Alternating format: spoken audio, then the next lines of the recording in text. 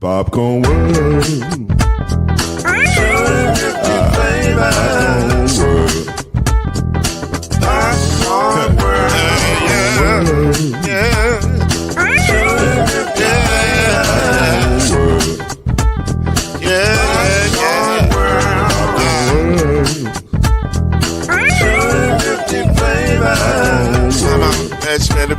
Popcorn World. Can I make you move now? Yes, I can. So you can get this move in the back of a can. But you make it round the world when the holes in your hand. Popcorn World. 250 flavors gonna make you smile. 250 flavors gonna make you smile. 250 flavors gonna make you smile. I said popcorn make you smile. Ah. Popcorn World. Popcorn World. Popcorn World.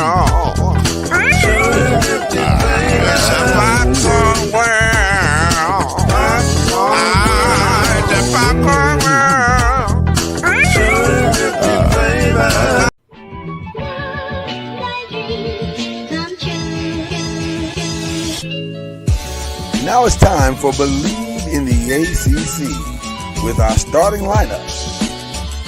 From Florida State, number 17, Charlie Ward. From Morehead State University, number 50, Lloyd Stan. And from Murray State University, number 2, Kendrick Haskett. Get ready for the best sports show about the ACC in all the land. Believe in the ACC starts now.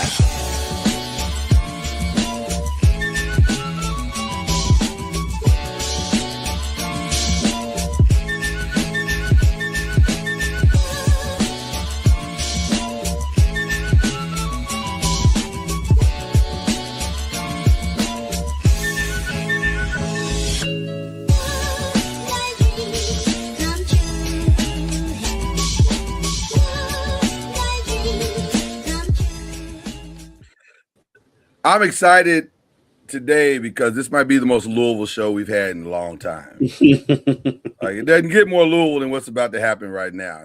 So if you are out of our normal listening range, which we typically are Louisville based, but a lot of people listen to us because we do NBA and different stuff like that. So if you're not in Louisville today, this show might skew away from you just a little bit, but it's still gonna be a good time. Still gonna be a good time. And it's going to be a good time because we have an incredible guest with us this morning on Believe in the ACC. He is Murray State royalty. He is a male high school Hall of Famer.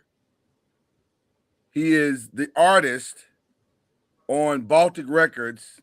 See, this is Kendrick not knowing. Baltic Records, the album The Coming. I knew that. Oh, you had to come. Oh, you got the coming. You I got don't the have coming. it, but I know then. about it. All right, You then. told me I didn't know. I knew. Okay, you knew. All right. And he's also, this is the part that's kind of mind blowing, a horse owner. Multiple horse owners, and his horses are good. And they're about to take over the Derby and all things Louisville. This is the great, incomparable Butch Mosby. His only flaw is that he went to Murray State. That's his only flaw. You left out that he had the record for most completions. Oh, I was going to get to that. While at Murray State. I was going to get to that because that's like part of his lure. Ladies and gentlemen, the great Butch Mosby is joining us this morning. I'm excited. I'm very, very excited because you are like one of the greatest multi-hyphenates male high schools ever had. Male high school's got a lot of great athletes, a lot of great alumni that has done a lot of great things, and so I'm just honored that I was able to attend Male High School and also attend Murray State, and so I just want to thank you guys for allowing me to join your show. I appreciate it. Looks like you guys got a lot of content. You have a good time on there, so I'm ready to have a good time. Awesome. I was going to ask: is it a requirement at Male that you be multi hyphenated? Like, because it says you're right. lot of male grads have a lot of stuff behind their name. So is that like in your freshman year at male, they were like, hey, are you going to do multiple things in your life? Like, are you going to own stuff? And yeah, that's why I didn't survive past my freshman year. You're like, I'm doing one thing. I actually said this in my Hall of Fame speech, is that, you know, male high school is very competitive. Yes. You know, it's like you competing for, if you on the football team, you competing for your position. It's not like, you know, I went there as a freshman. There's some people that go there as a freshman and start, but you know, you had 2 or 3 quarterbacks ahead of you that were already all-stars, right? And so if you weren't on the track team, you got people that are fast. Even in the debate team, you got people want to out-debate you, right? So it's a very competitive environment. And so from that competitiveness, you know, it sparks you to kind of do things, right, in life. So I carry that competitiveness with me still today. Male high school graduates are still competitive to this day. Like they still compete against other male grads and also manual grads and everybody else. Like they still are highly competitive, which I guess I like that. I like that the school breeds that type of atmosphere and attitude. It's a beautiful thing. It's a beautiful thing. Right. Yeah, you know, so within the you know, within school, when we were in school, we were competitive, but as we're older now, it's kind of like male against everybody else, right? And so you say you're from St. X, it's kind of like, you know, hey, we want to compete against you in whatever you're doing. And so there's a few horse owners actually that are, you know, St. X and Trinity guys, and I'm like, oh, we got to beat them. We got to beat them, right? So, and so, you know, for the rest of us public school kids, is like male. Of course, we wanted to take male down, but male was the one that can compete with Trinity and St. X. Yeah. We never. My alma mater never competed against male like that. We had our moments at Fern Creek. What high school did you go to? I went to Western High School, but we were in a rebuild. Yeah, I've been rebuilding for 40 years. We rebuilding for a long time. I grew up with a bunch of guys that went to Western High School. We played with those guys in Little League, like Rico Hughes. I mean, he was cold when he was in Little League. He was pretty decent when he was at Western too, right? So he was. But Mel had just a whole full team, right? So but you guys had some athletes for sure. We definitely had some athletes. It's just we just didn't have enough of the athletes. And shout out to Rico. He's still doing his thing, helping young men develop in football. He's got his football programs going on. He actually sold me my car. And so like Rico does everything.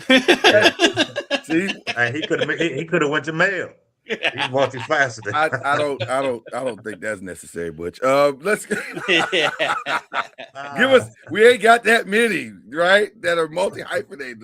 Let us have our few. Okay, so everybody's gonna want to, you know, whenever we do an interview, everybody's gonna want to talk to you about the game.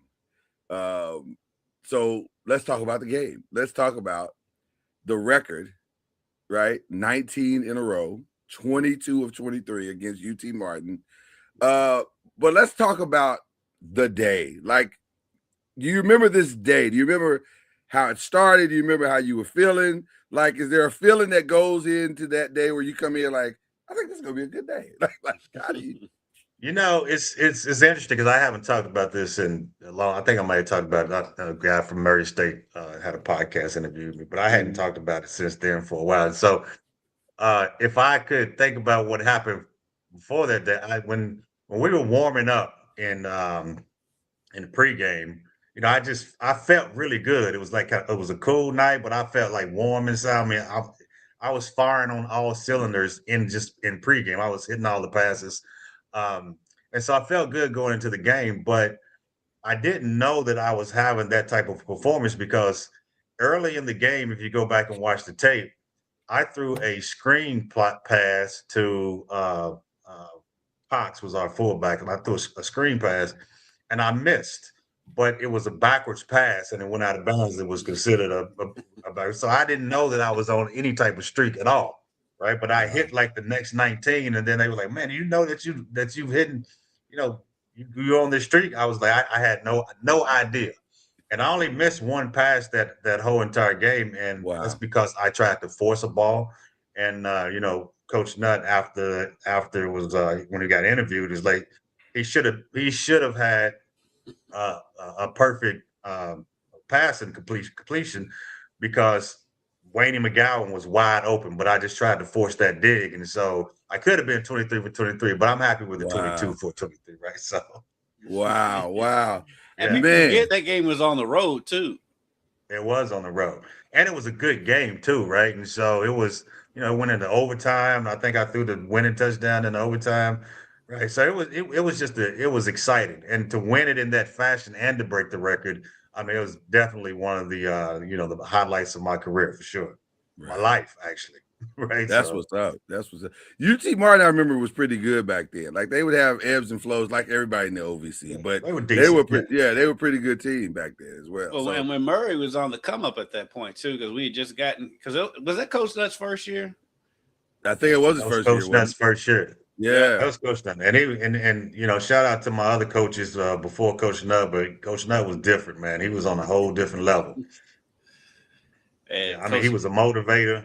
Mhm. And see, I was part of the senior class that helped get him hired, and we had interviewed 4 or 5 coaches before the athletic director brought us in to interview the coaches, right? And so I don't know, 8, 9 seniors sitting down with 4 or 5 different coaches interviewing them, and Houston Nutt came in like he was a late applicant, and so he came in last. And when he came in and we sat down with him, and he just started with one of those fiery speeches, and we were like, "Oh, yeah, he's got to be the man," right? So like, yeah. So and he was on it from day one, just changing the attitude and changing the culture of it, right? Just making you believe that we can actually win, right? And so I think we ended up going 4-5 that season or something like that.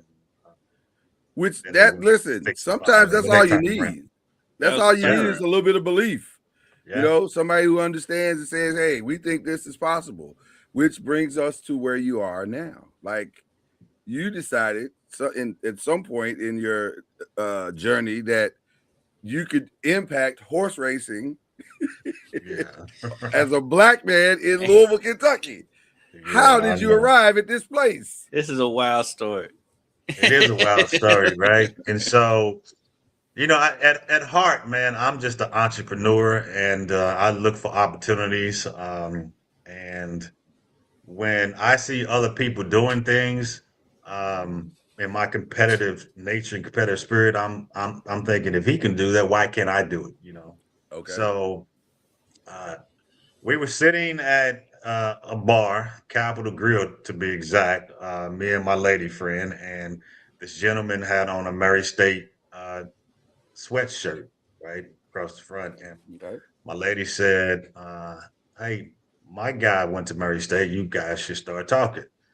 And this guy, he was much older than I am, about 20 years older, but he was just a good conversation. And just come to find out, he also played football for Murray State. So we had this whole athletic sports conversation. Then we started talking about NIL deals, started talking about, who we knew, athletic department, and all that good stuff. And, we were having such a good time. I didn't even think to even ask him what he did. But at the end of the conversation, it was like, "Okay, what did you do?" He's like, "Well, I'm in the horse racing business." I was like, "You're in the horse racing business?" Okay, all right. And so we had such a good time that he called me the next day to talk about NIL, to follow up about NIL deals, and went to lunch with him on that following Monday. And he was on the phone with the athletic director, and he was like, "Hey, man, I got Butch Mosby here," and we're talking to Nick, and I'm like, "Okay, I'm a Murray State alum, but I can't just pick up the telephone and call the athletic director, right?" So I'm like, "Who is this guy?" Right. And so then we get to talking about what he does is in horse racing. He tells me, he's won the Triple Crown and everything. I'm like, "Okay, all right. So tell me more."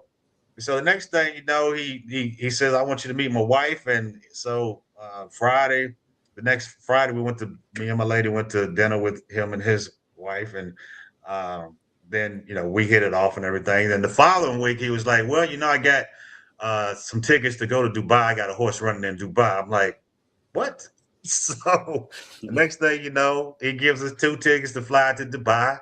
and we go to Dubai and watch his horse run in the Dubai World Cup. And we're back there with all the sheiks and all the big, the big people in the industry and all that. And so we were just fascinated by the whole global experience, right? Because we went in Kentucky, we think Churchill Downs and the Kentucky Derby is it, right? But when you look at it from a global perspective, it's horse racing is kind of worldwide. So, long story short, I don't want to bore you guys with it, but he ended up taking us on about a 6 to 7 month tour with all of his horses. Went to the Preakness, went to the Belmont, we went to Saratoga, and along the way we met all of the influential people in the industry. And then me and my lady looked at each other and we were like, you know what, we got to jump into this somehow, right? And so one of those trips was to Keeneland, and we went to the auction and we just said, you know what, we're jumping in right now. We bought our first horse, part of our first horse in Keeneland. That was September 2024, right? So that's how we jumped in, right? Wow. We got a whole tutorial, whole education, and randomly met this guy, and then because we had that knowledge, we went ahead and jumped in. Well, first of all, if you think for 1 second that a story about a trip to Dubai is boring, you clearly don't understand the story you're telling. That's incredible. Yeah. That's crazy. That is very crazy. The world tour you went on ain't got nothing on the tour Tallahassee you about to go on right now with Coach Junior joining the show now. Now listen, I'm gonna tell you something. The best part of our podcast day is seeing Coach Junior in the car going anywhere. It is a good time.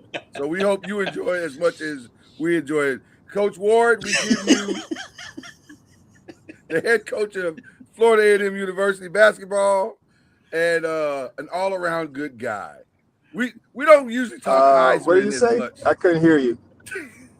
I said you are the coach of Florida A&M basketball and an all-around good guy.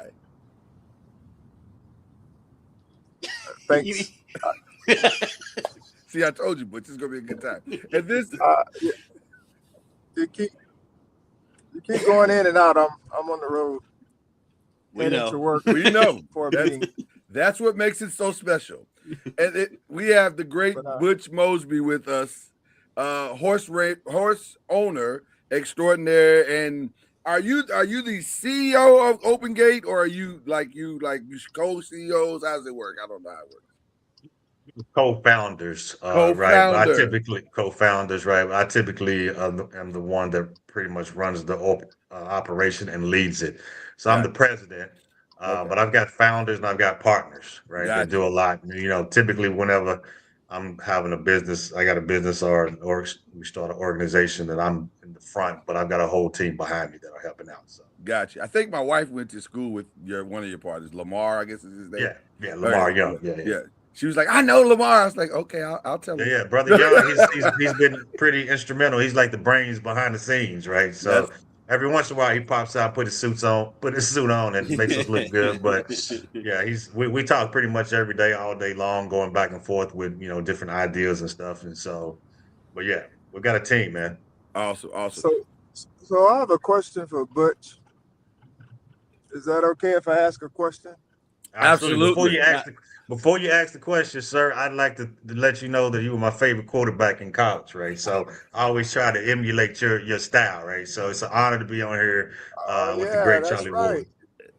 You're a QB in college. I was, yeah. Well, he set their record the year you won the Heisman. I'm thinking we should have a stat off. No, I'm just kidding. His stats. He had way more skills than I had. He had a little step up in competition. There's always somebody out there better. So you got to run your own race to the best of your ability. I'm ready for your question. So my question is, how does one train a championship horse? What are the methods and steps to training a championship horse? Good question, man. And our organization, just kind of give you a little background of how we set up. Our organization, Open Gate, is more of a horse racing management company, and we manage the investors, manage the partners, manage the schedule, and then we partner with a trainer. And our trainer's name is Rodolphe Brissett. He's one of the top 50 trainers in the United States, and so it's mostly up to the trainers to train those horses, and they have different styles. Some of them run them really hard, and some of them wait till they develop and run them a little longer. It's kind of like track practice, right? They out there, they practice pretty much every day, but they run their sprints about once a week. They call that a breeze, right? So one of the things that is very important in developing a championship horse is his pedigree. And so, what does his bloodline look like? And so, Secretariat blood. Does he got a Secretariat bloodline, or do they have a Miss Mo bloodline? What does that look like? And so that's how they determine how to buy the horses. And if you've got a very high end bloodline, your horse at the auction could go for as high as $1 million, right? And so, once you have that horse in your stable, then it's about training them, watching them, making sure they get into the right types of races so they can develop. Some horses and the horses have their own personalities, and they have their own attitudes. One day they feel like running, the next day they don't, right? And so you have to kind of just train and hope for the best sometimes. And so getting the horses in the right race, uh, building their confidence up, making sure that they're not getting blown out, because they do know when they're getting blown out, right? They're like, okay, I'm not running anymore, right? So, and so there's a whole process to it, and it's kind of like getting to the NBA or getting to the NFL. Very few of the horses actually get to the big races, right? Wow. So. And like you brought up Secretariat, last year's Kentucky Derby, every horse was related to Secretariat somehow, some way. Wow, that's interesting. Wow, that's really wild. The whole field. You've been in this since 2024, and you're already up to speed. Like this, I'm listening to you like, wow, for somebody who ain't been in this for a couple of years, you sound like you know what you're doing, Butch. Man, I'm telling you, we went on a crash course. If it wasn't for Jack that introduced us to the game at such a high level, then we might have struggled in the beginning trying to get in to learn everything. But it was really like we went to a summer school, or took a semester and a half, 2 semesters of real life horse racing. And so just being there and talking to the people who have the skill and the knowledge, and you're able to glean from that and soak that up.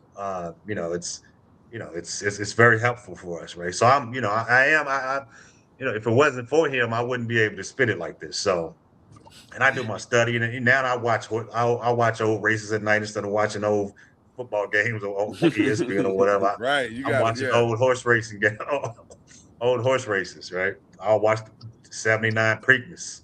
Right, so. I mean, when your mentor is won the Triple Crown, I mean, he's a pretty good person to learn from. That helps. Yeah. He won Triple Crown with Justified.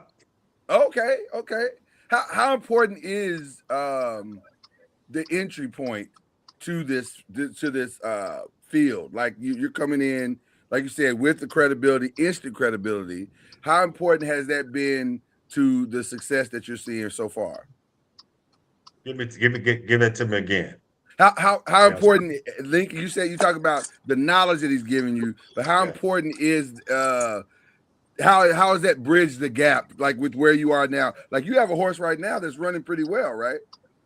We've got our stable. We've got 10 horses now. Okay, right? okay. And what we were taught is, if you want to sustain in the business, don't put all your eggs in one basket. So to buy one horse, if you put all your eggs there and that horse, gets a sprained ankle or whatever, he might not be able to run for a very long time, or if at all. And so then you've got your money there. So we're pretty much diversified across 10 different horses. And one thing that you should know is horses are not eligible to start running until they are 2 years old. Okay. And depending on their development, when they're 2, they may not even run until they're 3.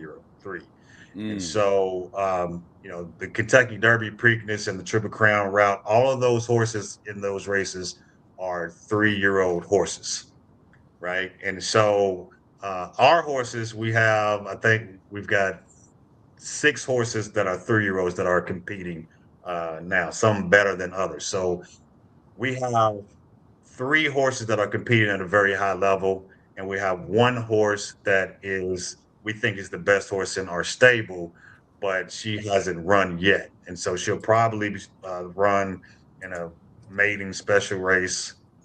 Probably we're looking sometime the week of Churchill Downs.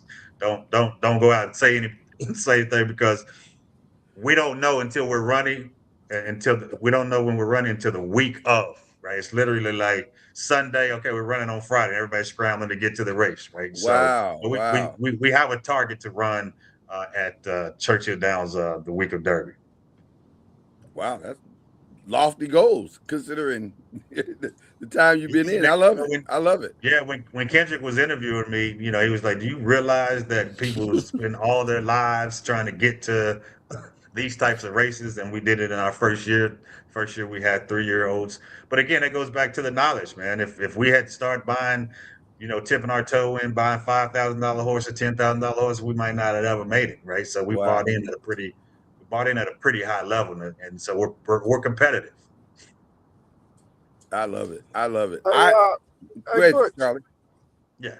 I know, I have 3 kids, and when my wife was pregnant with 2 of them, there was a time where we were still sitting there going through these baby books and trying to figure out a name.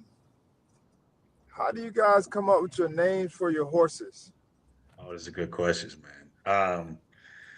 So I talked to the lineage of the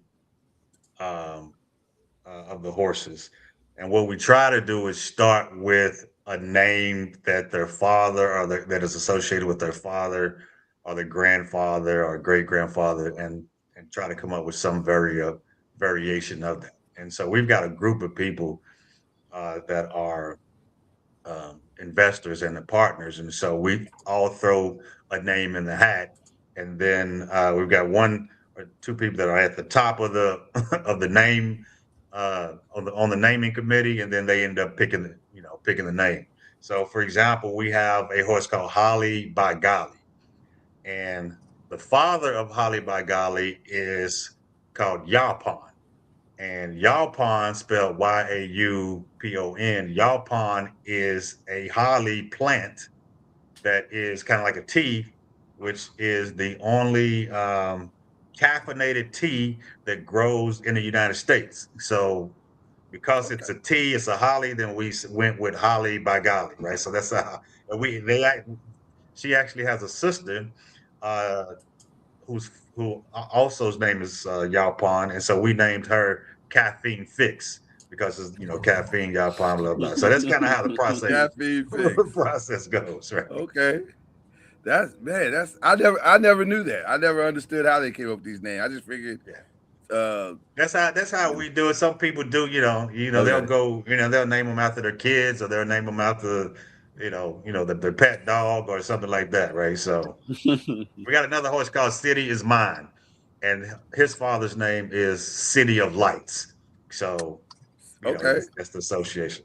Gotcha. Now, the one I think I'm most familiar with is Holly by Golly, because Holly is the one that ran at Turfway and also Keeneland, right? Yeah, right. Yeah, and so Holly's been having a good year, and unfortunately, she didn't run as well this past weekend. But she's won 2 races early on at Turfway, and then she came in second place, kind of like almost by like a head in a stakes race at Turfway. So she was 2 for 3 at Turfway, and then we moved over to Keeneland to run in the Ashland, which was a qualifying for the Kentucky Oaks. And that was a big deal. I mean, she's running against the best in the nation, right? And so the winner of that horse, the winner of that race, will go on a race in the Kentucky Oaks, and probably will be very competitive in that race. Now, do you get several chances to qualify for the Oaks leading up to it? I know it's coming up fast, but Yeah. So Kentucky Oaks and the Kentucky Derby run on a point system, okay. and what they have is what they call qualifying races or prep races, and Mm-hmm. it starts about September the year before, Ah, and you can run in those qualifying races, but your trainer has to point them in the direction of those particular races. And so if you go and you do well, you can run second or third. You can you grab your 10 points, get another race, grab you another 30 points. And if you got enough points at the end of the season, then you qualify for the Oaks. The closer you get, you can get more points. So like this past week, if you win, you win and you end because you would get 100 points for that win. And so, but yeah, it's on a point system. I was going to ask. So, is it better to start late than early? Because it feels like there's maybe a strategy of not only just getting the points, but also kind of building that momentum to where, like, by the time you get, when you qualify, we're going to speak this into existence. Yeah. When you qualify for the Oaks, you not only got the points, but you also got those wins and the confidence of the horse under your belt. I'm just throwing something out there. I don't know. Yes, I mean, it's very interesting because you would think about it like you think about it, you're running kids out there, right? Or Right. young athletes, but it all depends on the development of the horse, right? And you never want, because it's such an expensive animal, you never want to put your horse in jeopardy, especially with with your investors and you investing other people's money, right? And so if the horse is healthy enough to go along that path, then yes. However, it has its ups and its downs, right? One time a horse is feeling good, but he might sprain his ankle, and then if he sprains his ankle, he's got to take 3 months off, so he don't get to go to those qualifying races. We had a horse last year, King Solver.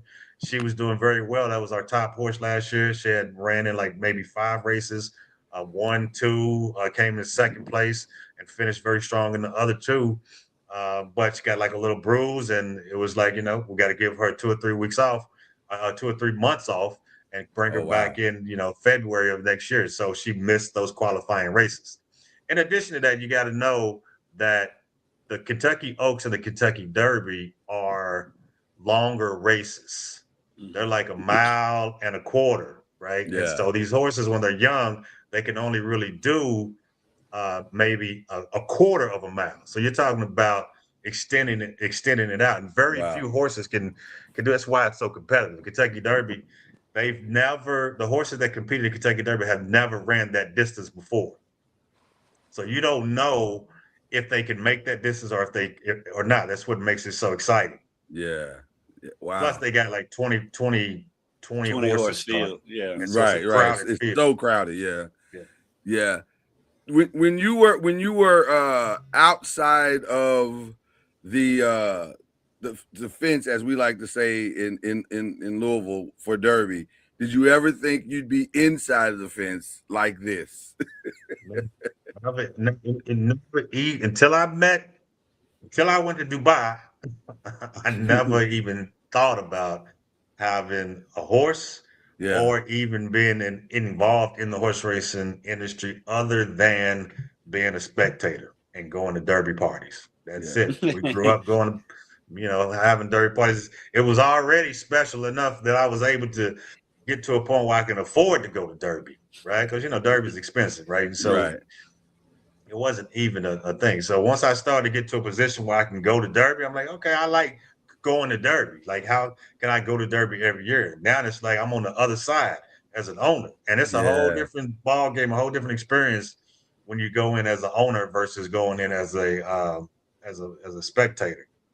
What's the biggest thing you've learned since you've been an owner? The networking possibilities and the opportunities to talk with people that could help you in business that you're doing other businesses, right? And so, I mean, there's a lot. It's kind of like going to the golf course and you're networking and going with people who, you want to do business with. I meet so many people back there that are doing so many different things, especially as an entrepreneur. You're like, oh man, maybe you can help me do this, or maybe you can give me some insight on that. It's like, it's like going to Harvard or something, right? You got this network of people that you can tap into that could help you out in life and business and other things, right? So a lot of high profile people back there, man. And they're down to earth. Once they've realized that you're an owner, they're like, oh, come on in. But you got to have the credentials, right? So you got to have the bloodlines. You got to be able to talk that talk. And once you're able to talk that talk, they're like, oh, okay, come on in. They don't even care what color you are. They're like, okay, he knows what he's talking about. So yeah, man, that's the one of the biggest things. I was going to ask that, like, how has the reception been as a minority owner? Has it been pretty seamless, or does it matter at this level?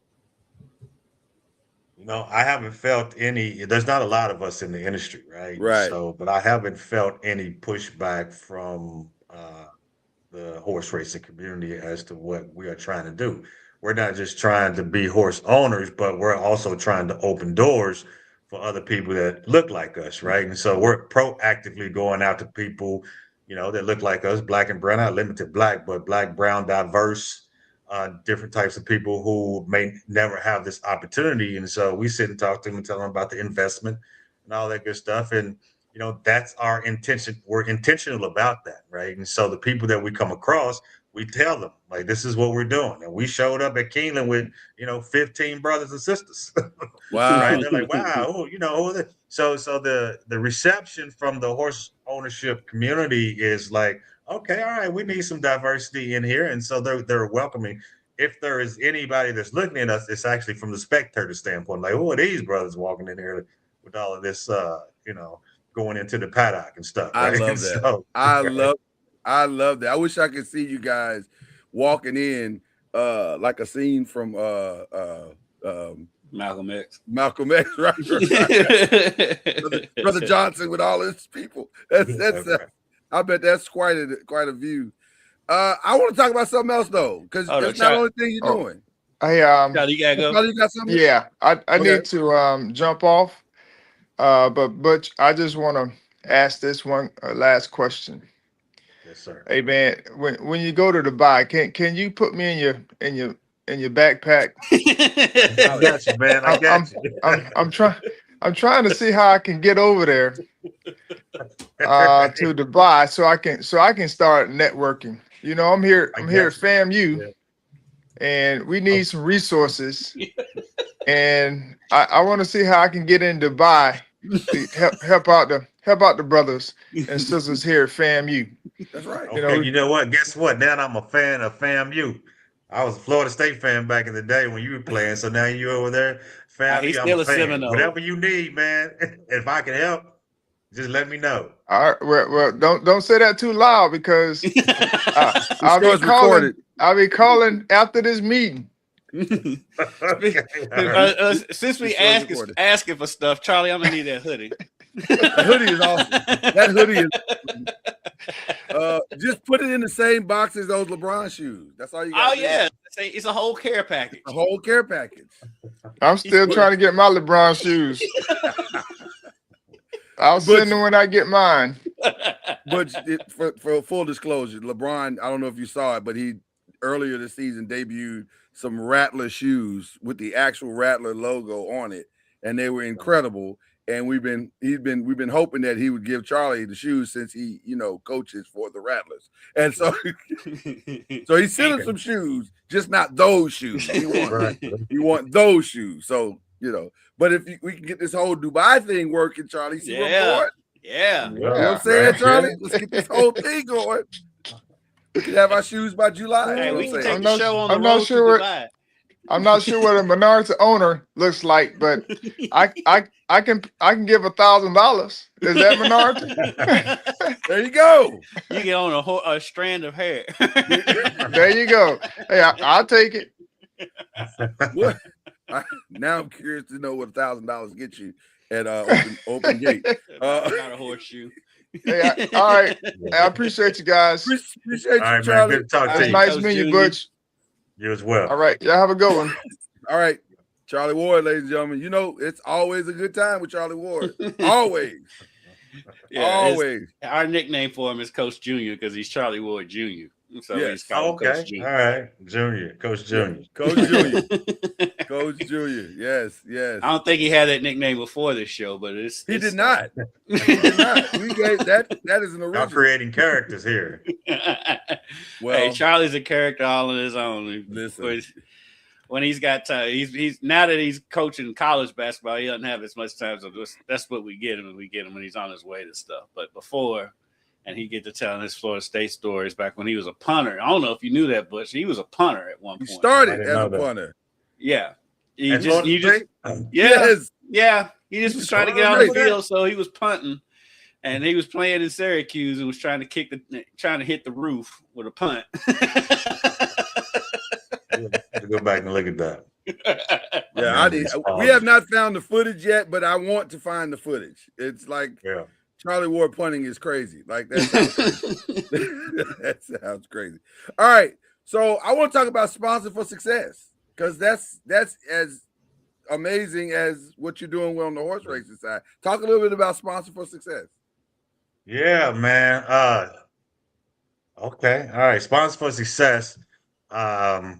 We started that probably back in 2016-ish, 15. It actually started out as Sponsor for Sports because it was sports that obviously allowed me to go to college. And also, I don't know if you know, but I ended up playing football in Germany for several seasons. And so once I got to Germany, that kind of like opened my eyes to the possibilities of what one could do instead of being like in this closed-minded environment and born and raised in Kentucky.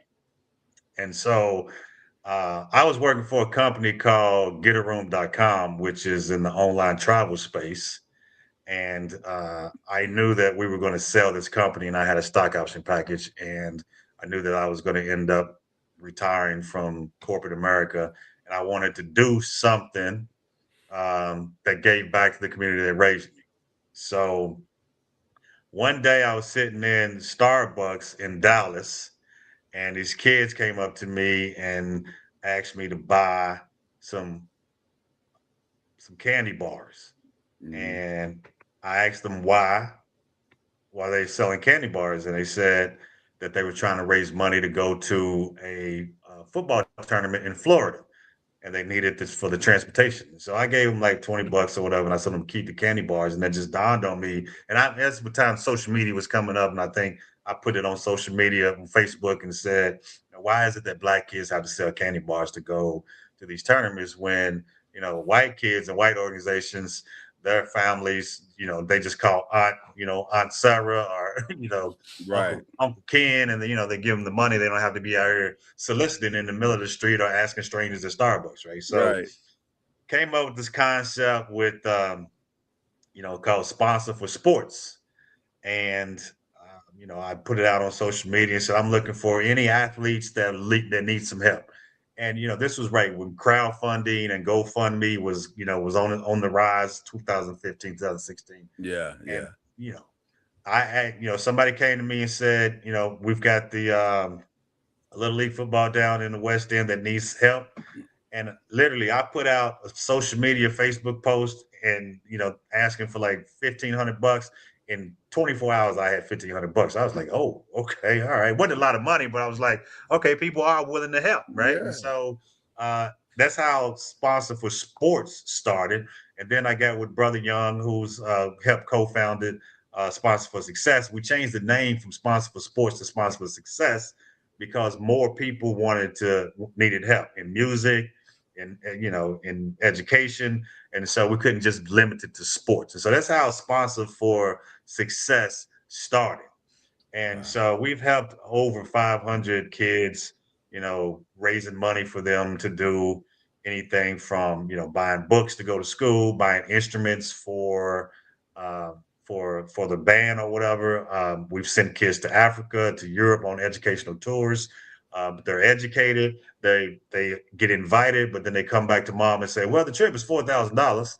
Right, and then kids who families may have financial struggles won't be able to go. And so we were like, we don't want any kid that is connected to us not to be able to stay on this path to a success just because of financial reasons. So we started raising money for these particular types of things. So that's, the nuts and bolts of how Responsible Success started. Let me tell you why that's important to me, because I am a product of those type of programs. I went to school on a scholarship where a businessman in Louisville decided, hey, I'm going to sponsor some kids in schools that don't necessarily get those type of scholarship opportunities. And he gave me an opportunity to go to school for free and paid for all 4 years of 4.5 years of my schooling. So I am those type of things are very near and dear to my heart. And so when I see brothers like yourself who are out here doing that type of thing, and we're trying to do that type of thing, my wife and I now, but when I see people doing those type of things, I get excited because I know how valuable they are to the young man or the young woman who is like a diamond in the rough and nobody saw them and they didn't have the opportunity and they would have never got to Costa Rica or Ireland or Germany or Tanzania or wherever you're trying to send them, had somebody not stepped up and said, hey, I see something here in this young man and this young woman. Let me get this $4,000 together, send them on over here for an educational tour. That's important. So I appreciate that. I wanted to give that an opportunity to be heard today. How did you arrive at Tanzania? Butch knows why I got to Tanzania. Butch knows because I know how to do my... No, I'm doing my research. This is called journalism. I know Butch is sending folks. No, Butch is sending folks to Tanzania. We could have used y'all in '98 when we won the flag football championship, and they wanted to send us to New Orleans, and we couldn't afford to go. Where were you in '98, Butch? Yeah, we was dominating flag football in Murray. Yeah. That's hilarious. We wasn't a fraternity, so we didn't have any backing. Oh my God, that's hilarious. That's hilarious. But listen, man. The things that you're doing, man, are incredible right now. I'm so excited and proud of you, man. This is I love to see Louisville guys doing their thing, man. This is so cool. It's, being able to travel and to see, after I came back from Germany, I was in online travel for 18 years. So first company I worked with was Hotels.com. Then we sold that company to Expedia. And then the guys that started Hotels.com started GetARoom.com. And I jumped on with them. So I had a 18-year career in online travel, which afforded me to be able to travel around and see a lot of different people, talk to a lot of different people from all walks of life. I even lived out in California for a while. That's a whole different ball game than living in Dallas, Texas, right? And so, so all of that has shaped who I am. And then when I come back to Louisville, was so slow, man. It's Louisville was like 7-8 years behind everything, right? So, yeah. To come back to be able to share some of that knowledge with some of the people here, and tell them, hey, the world is much bigger than Louisville, Kentucky. It's bigger than University of Louisville basketball. It's bigger than the UK U of L game, right? It's big. Right. So, just go explore it and learn as much as you can. And if you want to come back, then come back and, build your career or build your families here. But just don't just be in a bubble, right? Because there's so much out there. My lovely wife has chimed in, and she's saying apparently you've met with Marshawn Lynch. And Marshawn, by the way, is one of my favorite human beings on earth. Anytime Marshawn goes to do an interview, I'm watching that interview. I'm watching it every time. I know it's going to be a good time. But one of the smartest men on earth as well. Very, very astute and very, very savvy. So, did you enjoy your time with Marshawn? It was a very brief time, and I don't know 100%, but I think our horse raced against. Well, he's in the industry, and so our horse raced against his horse in the Ashland. I believe that to be true because he was in the paddock with a group of owners that I know that we were racing, but I don't know 100% if he's a part of that ownership group. Yeah. But that's why he was in the paddock during that time, is because it was right before our race. And so someone for our group went up to him and said, "Hey, here are some, black horse race owners." He was like, "Oh, okay, all right." And so he came over, talked to us for a few minutes, and we took a photo all together. And it was it was a good experience. And he had some brothers there with him, and they were like, "Yeah, we're in the horse racing industry," and they had bought into last year's Kentucky Oaks winner Torpedo Anna, and so they own a part of that, right? And so, just to see Marshawn, because I would love to build something where athletes are coming to put some of their money into the horse racing industry to help with the whole mission of opening doors for Black and brown people too, right? So to see Marshawn Lynch involved, I'm like, oh man, this is great, right? And Lamar Jackson is involved a little bit in Baltimore doing some things with horse racing, and just to see the athletes get into it, I mean, I love that. And so hopefully we can make connections like that, exchange telephone numbers, and just see what the possibilities are. So, and I'll tell you what, Kendrick, you've been covering horse racing forever, so you could probably testify to this as well. I think the horse racing industry needs this. Like, it needs an injection of new blood, new ideologies, new faces, because right now it's kind of been very, very stagnant. And like, the Derby is still the Derby, and it's still a good time, and it's still the biggest horse race on planet Earth. But it's like the lure of it that we grew up with is not quite the same as it used to be, and it needs more guys like yourself who can bring new faces and new energy. I mean, right now it's like you think of horse racing, you really just think of Bob Baffert at this point, right? And Baffert's getting up there in age. Todd Pletcher's still around. The crazy thing, Butch, I don't even know if you know it, but there's only been one horse trainer from Louisville to win the Kentucky Derby, and that's Brad Cox, and he won by the disqualification that when Baffert's horse got DQ'd a few years ago. So that's the only time anybody from a trainer from Louisville has won the Kentucky Derby. And so I know that. That's wild. So Brad's got 2 horses up on the points lead. I think he has the most points. He's got the 2 points leaders and 3 of the 5 this year. Wow. And so it's a hard game. It's very hard. It's very hard. And I was telling Butch that, I was like, man, it's not normal for you to be here this fast. Well, it's funny, Butch, Kendrick does a lot of stories every day, but he was super excited about this. He said, Lord, you're not gonna believe what I just did. And I was like, really? I said, that sounds interview worthy, because I'm very curious about guys that do the opposite of what everybody expects. And this is definitely one of those I'm doing the opposite of what everybody expects type situation, which means you're gonna always have our full support. Anything we can do to help, we're gonna do that. Connect you to whoever we can connect you with. But this is a very unique situation, because I think if you do this right, man, history can be made. I think you're already doing that. I think you're blazing a trail that I've not seen blazed. I don't know anybody that looks like you that's been doing horse racing and has had this much success this fast. Because it was black jockeys used to be the main ones running the horses, in the early days of horse racing. It kind of got away from that. I think Kendrick Carmouche might be the closest that we have right now actually riding the horses. But us as African Americans have a long history with horse racing, so it's good to see us getting into the ownership part of it. Because we've been the groundskeepers and the jockeys and all of that, but to see us being on the ownership part of it, man, it's just so good to see. So I'm almost afraid to ask you this question, but in 5 years, do you see yourself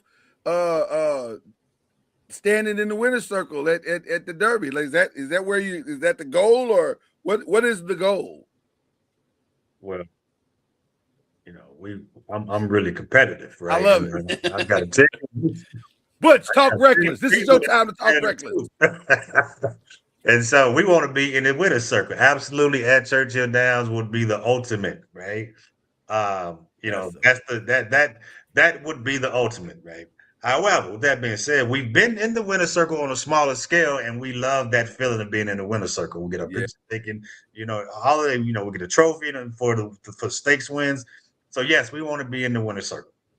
All right. I love it. On one side of it, the other side is we want to open the doors for as many people that look like us, right? And so, if I can get 50 people in as owners going to Churchill Downs, right? That is just as makes me feel just as good as being in the winner's circle, right? And then that continues to grow, and we can build something that is sustainable.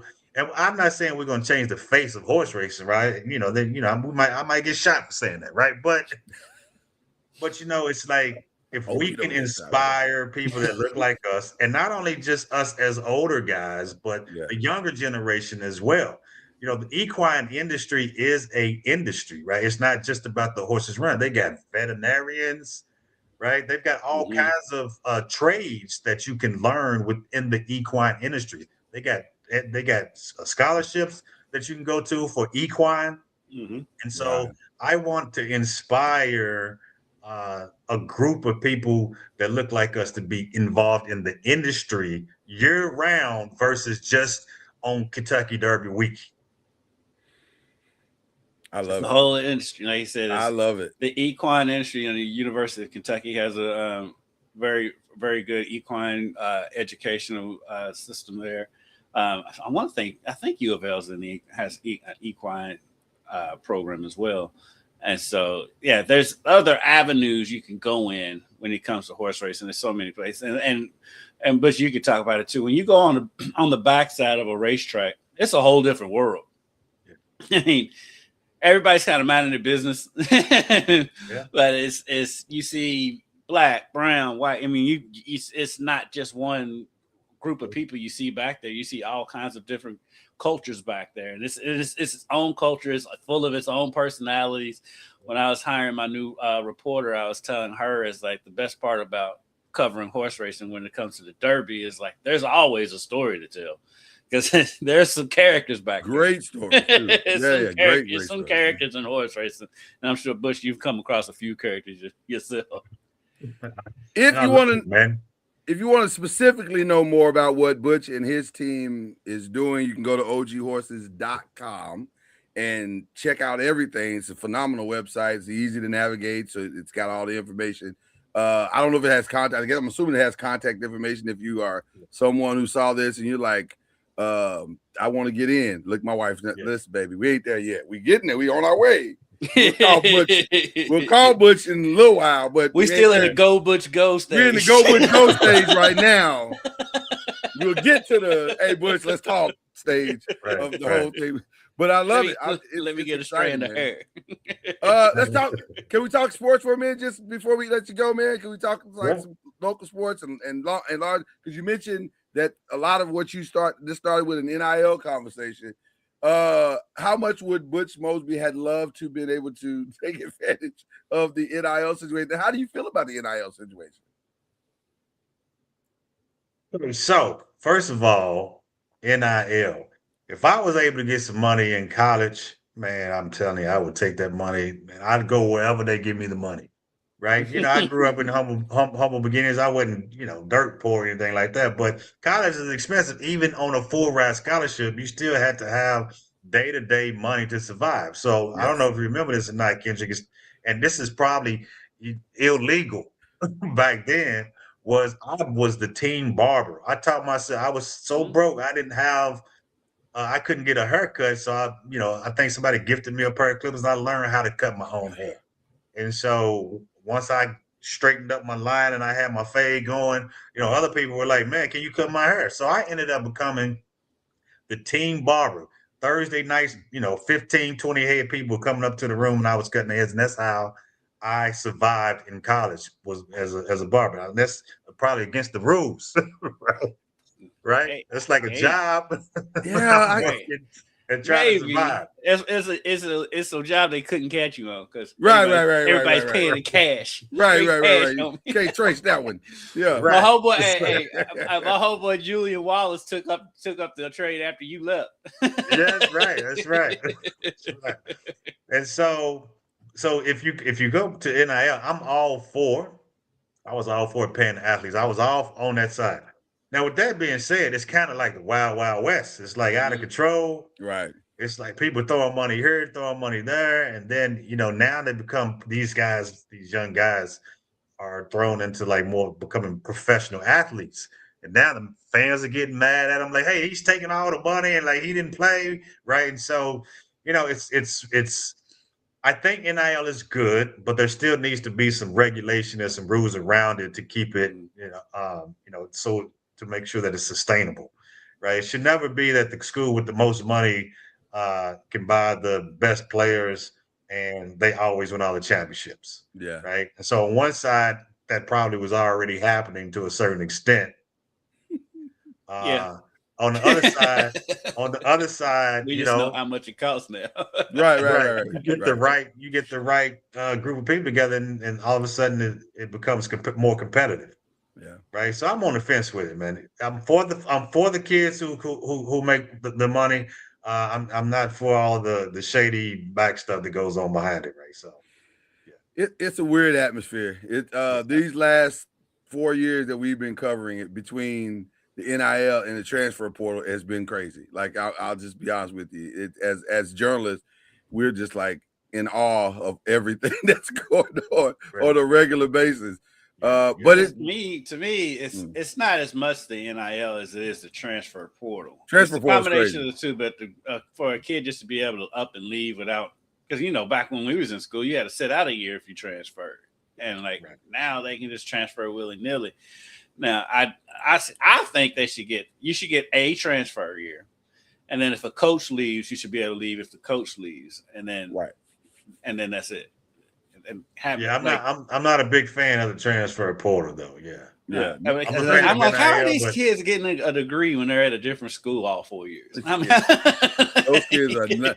A degree is the last thing that these kids are worried about right now. I know, but I'm like, how does that work in the education system? Because remember, you used to transfer, you had to have certain credits and all that stuff. The stuff had to line up. It wasn't just you left. Yeah, it had to line up.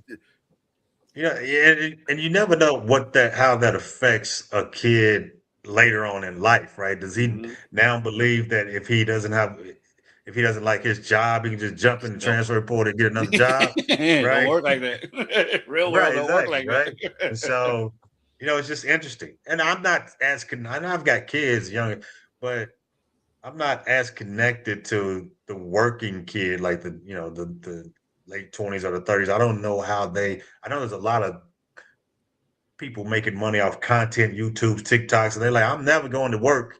I'm never going to work, a 9-to-5 job, right? So, So yeah, it's interesting.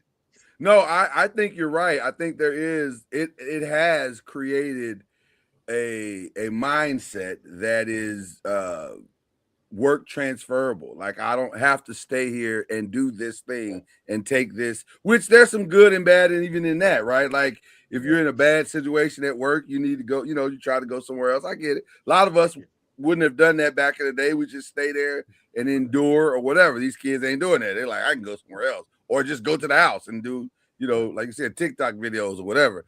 I'm conflicted even about that because you want longevity, and it's a message that you end up having to teach your kids and saying, listen, that's really not how the world works. Like you can't just up and leave every time things don't work out the way you want. And you're seeing that with so many players applying for extra years of eligibility. Like the guard at Tennessee last year, Denzel Aberdeen, he played for Kentucky this past season. He's played his 4 seasons.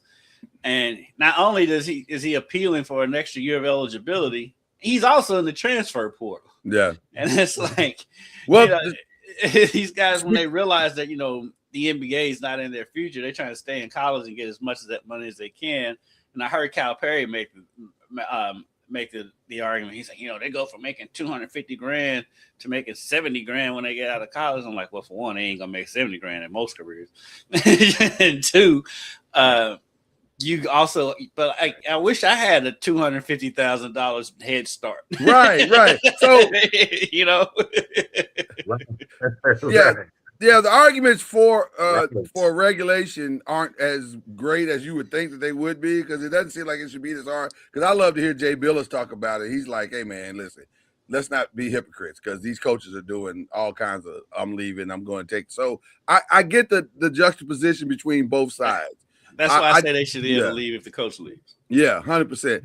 But it is to your point, Butch. It is crazy out here right now.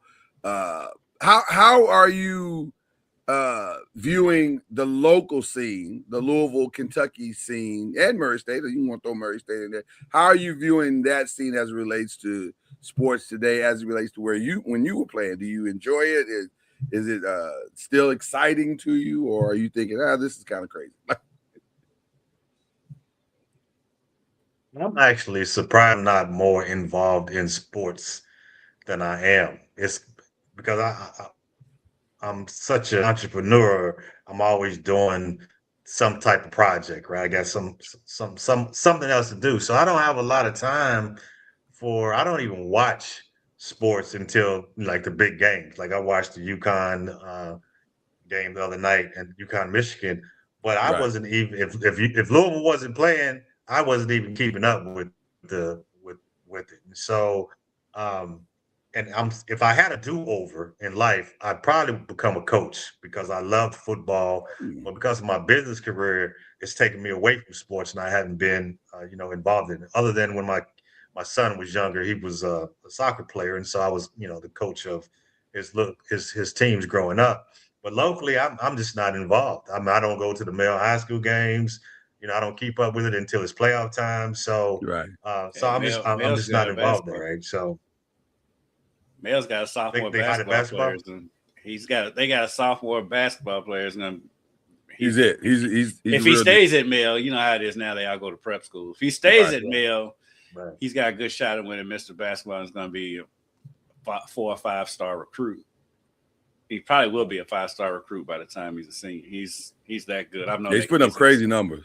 I've known that kid since he was in 7th, 8th grade, and he's a good kid on top of it. And so he's the real deal. Well, that is incredible. I'm so glad you were able to come this morning, man, and join us. Yeah, man. This has been a treat for me. I've thoroughly enjoyed myself. I hope you have as well. I have, man. And we need people like you all to kind of help us tell the story. And my partner, he's like, man, but you got to get out there on the road and get on some of these podcasts and get in the media and get to talking to some people about what we're doing. And I was hesitant about it. He's right. I was hesitant about it because the more that we expose ourselves, or the more that we tell the story, the more eyes are going to be on us. And I wanted us to reach a certain level of success, sustained success, before it, kind of blows up, right? Because last thing we need is they horses running. They ain't even. Because you know how we are. Right.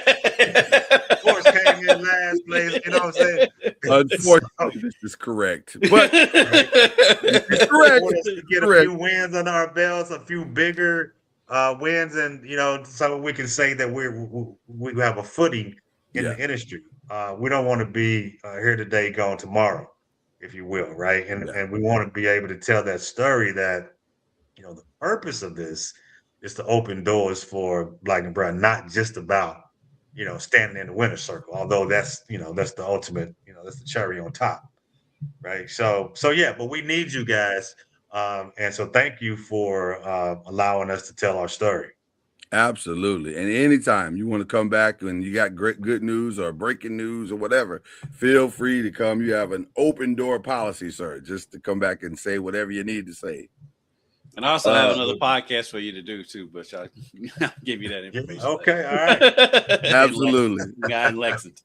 Absolutely. All right, I'm ready for it, man. I'm ready. Well, you got any shout outs before you go? You got any shout outs you want to give? We don't mind doing shout outs on this show. Shout out to my lady, Kara Mackey. Shout out to my partner, brother Lamar Young. Shout out to the Sponsor for Success team, board of directors. Shout out to Rodolph Brissett, the trainer. Shout out to Storyteller Racing, which is some of our partners, majority shareholder. and Jack Wolf, who got me into the game. Awesome. Jack awesome. Wolf. When I say there's characters in horse racing, he's one of them. He's one of those I love Jack. Jack's awesome. All right. Well, we got to get more. He's just a good guy, man. Yeah. We got to get more of the team of Open Gate on the show as well, too. We got to get some of the other guys on here, especially the trainer and Lamar and those guys. Yeah. Get them on. Yeah. Let them know they are welcome you here get as well. Young one. He's insightful. Absolutely. That's what's up. Well, thank you, sir, for coming through. Now? Huh? So y'all well, it's up me to off you. The show now? It's up to you. We're gonna talk NBA. If you want to stick around for some NBA talk, feel free. I don't know if you, but how far you go? What do you go? Another 45 minutes? I mean, it's gonna be about roughly. Yeah. Yeah, I gotta go to work. I gotta get. That's gotta be a whole lot of me saying LeBron's got gout, and he does not have gout. I don't know why you keep saying that. It's the gout not in true. The what now that Luke and Austin Reeves are. It's not true. The gout thing is not true. You see, he's the reason why we don't have these shoes yet. This guy right here, right there, is the reason. We'd have been had them shoes had this gout conversation not come up. Appreciate you, man. Thank you. All right, brother. We appreciate you. Thanks, Butch. All right, now, ladies and gentlemen, Butch Mosby doing his thing. I mean, really doing his thing. That's incredible. And low key, he's got a nephew who's will be a junior this year in high school. Okay. He's at IMG Academy. So he's whatever sport he's playing. He's playing football. He's a defensive back. He's really good. So I'm like right in between Butch and his younger brother. It's like Butch is 3 years older than me. I think his younger brother is like 2 years younger than me, 2 or 3 years younger than me. So I'm like right in between the Mosby family. So I've been knowing them for a long time. Just good people, hard workers, competitive, and they look to give back to the community. They're just really good people. No, listen, which is one of the reasons why I mentioned the nonprofit. That type of stuff is so important, and it doesn't always get the sponsor, like places like things like sponsors said are so important. They don't always get the voice that it needs to be able to keep flourishing and keep bringing in the dollars. The nonprofits is so hard to bring the dollars in, especially today when the dollars aren't flowing like that, like it used to flow. So if you can give a voice to any of those nonprofits, you need to give it to them. So shout out to Butch and those guys doing amazing things with their platforms. Okay, so that was BLEAV, and that was the horse racing side of BLEAV. We don't usually give you a horse racing side of BLEAV, but we've done that today. But we do have to talk a little bit about the games that went down this past weekend. And by the way, both games extremely anticlimactic. Like there was nothing to get excited about in either one of those games. The one thing I think we learned in both games that you can't coach height. Right. I mean, Michigan is just bigger than everybody. They're big and talented. Lindenberg was so good in that game. Yeah. And then, but you see how big that May is inside. Yeah. And it's just like, what do you do with that? Because they're strong too. They're not just tall. They're big. And May and Lindenberg are skilled. They are actually skilled. Yeah. So they can put the ball in the hole, or they can affect on which is what's more accurately to that particular game. They affect shots. They make you make a decision that I'm not going to drive to the basket because I can't drive to the basket. And so that explains why I think UConn was like 9 of 33 or some ridiculous, insane number missing threes. And if you can't score inside and you can't score outside, you can't win. It's that simple. Right. This is not rocket science, ladies and gentlemen. So that's what made me laugh at halftime of that game. It was probably my favorite part of the game because UConn was up with like 4 at halftime. Yeah. And Kenny and Clark Kellogg going on and on about how this is the game UConn wants to play and blip, blip, blip, blip, blip. And Charles was like, Michigan hadn't made a 3 and they're only down by 4. Right. It's like, I said, he's like, y'all right. They doing all of that, but they're only up by 4. Yeah. and that's true. They've achieved nothing. Like it wasn't a good game for UConn because they did all the things they wanted to do, and it was barely working. Yeah. And Michigan wasn't making any threes, which Michigan makes a ton of threes, and they right. still only made 2 or 3 threes in the game. They made two. They made two. But when the one they needed, the dagger, they got that was a dagger, right? Exactly. And so if Michigan is in the game and they're not making threes, yeah, it's not a good sign. No. Right. It's not a good sign. I agree with you. I was like, I don't know what game Kenny and Clark are watching, but I love Kenny, but a lot of times I don't know what game Kenny's watching. sometimes it is a mystery that you know what game Kenny is watching. Like, are we watching the same game? I feel like we are. And then also on the women's side, also very, very, very anticlimactic. Although we got to a very not intense argument, but a significant argument on Tuesday. Shout out to the guys of the Five. They're talking about, was there any emotional and psychological layover from the Gino Auriemma experience in that UConn game? And it seems like South Carolina sold out tremendously for that game to win that game. And then all of the things that happened in the game and then after the game and then after the game, did any of that spill over into the championship game? Not giving UConn an out. Not UConn. Not giving South Carolina an out for the UCLA game because UCLA is tall. And they use their tallness to tall with 3-point shooting. Right. And by the way, after watching the two teams, not really sure what South Carolina prides themselves on their defense and being able to set their defense after scoring. The problem was they couldn't score. Right. And so you can't score, you can't set a press, you can't put pressure. That's the ball game. You don't, because you're not tall enough to do anything else. Yeah, you're not getting offensive rebounds. No, against Betts and the crew. That was a game. I was surprised. I as far as the layover from the UConn game, I don't think it was necessarily the Gino Auriemma stuff. I think it was just, like you said, they put so much into beating UConn because they had a stat the other day. They're talking about all the teams that have beaten UConn in the tournament go on to lose their next game because they put so much into beating UConn, beating UConn, and then you got to play another game, right? And so I think that was as much to do with it. But at the same time, I'm not taking anything away from that UCLA team. They were dominant. Let me say they had bigs that were not only just big, but they're athletic. They basketball IQ through the roof. The play that stood out to me was in the second. The game's already in hand, but it's a loose ball. They kick it back to Betts.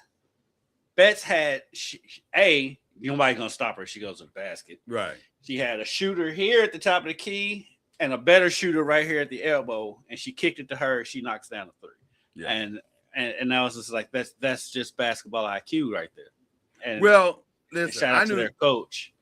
To your point, I knew they were in trouble in the second quarter, I think it was, where there was a missed three-pointer, and Gabriela Jaquez, who I think was standing at the top of the key at the time the shot went up, ran past two South Carolina players, grabbed the rebound and put the ball immediately back up. I said, listen, that's called effort. That's called the extra play. And South Carolina doesn't seem interested in making that today because there were three South Carolina players standing there, and none of them went after the ball. And by the time they realized that she had the ball, it was too late. She was already running down. She had the game of her life, by the way. She was that.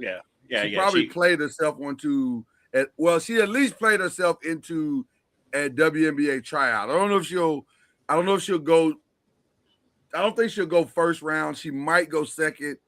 Because I don't know if that's who she is. It may be. I don't know. I haven't seen enough UCLA basketball. Seems like she had a pretty good year.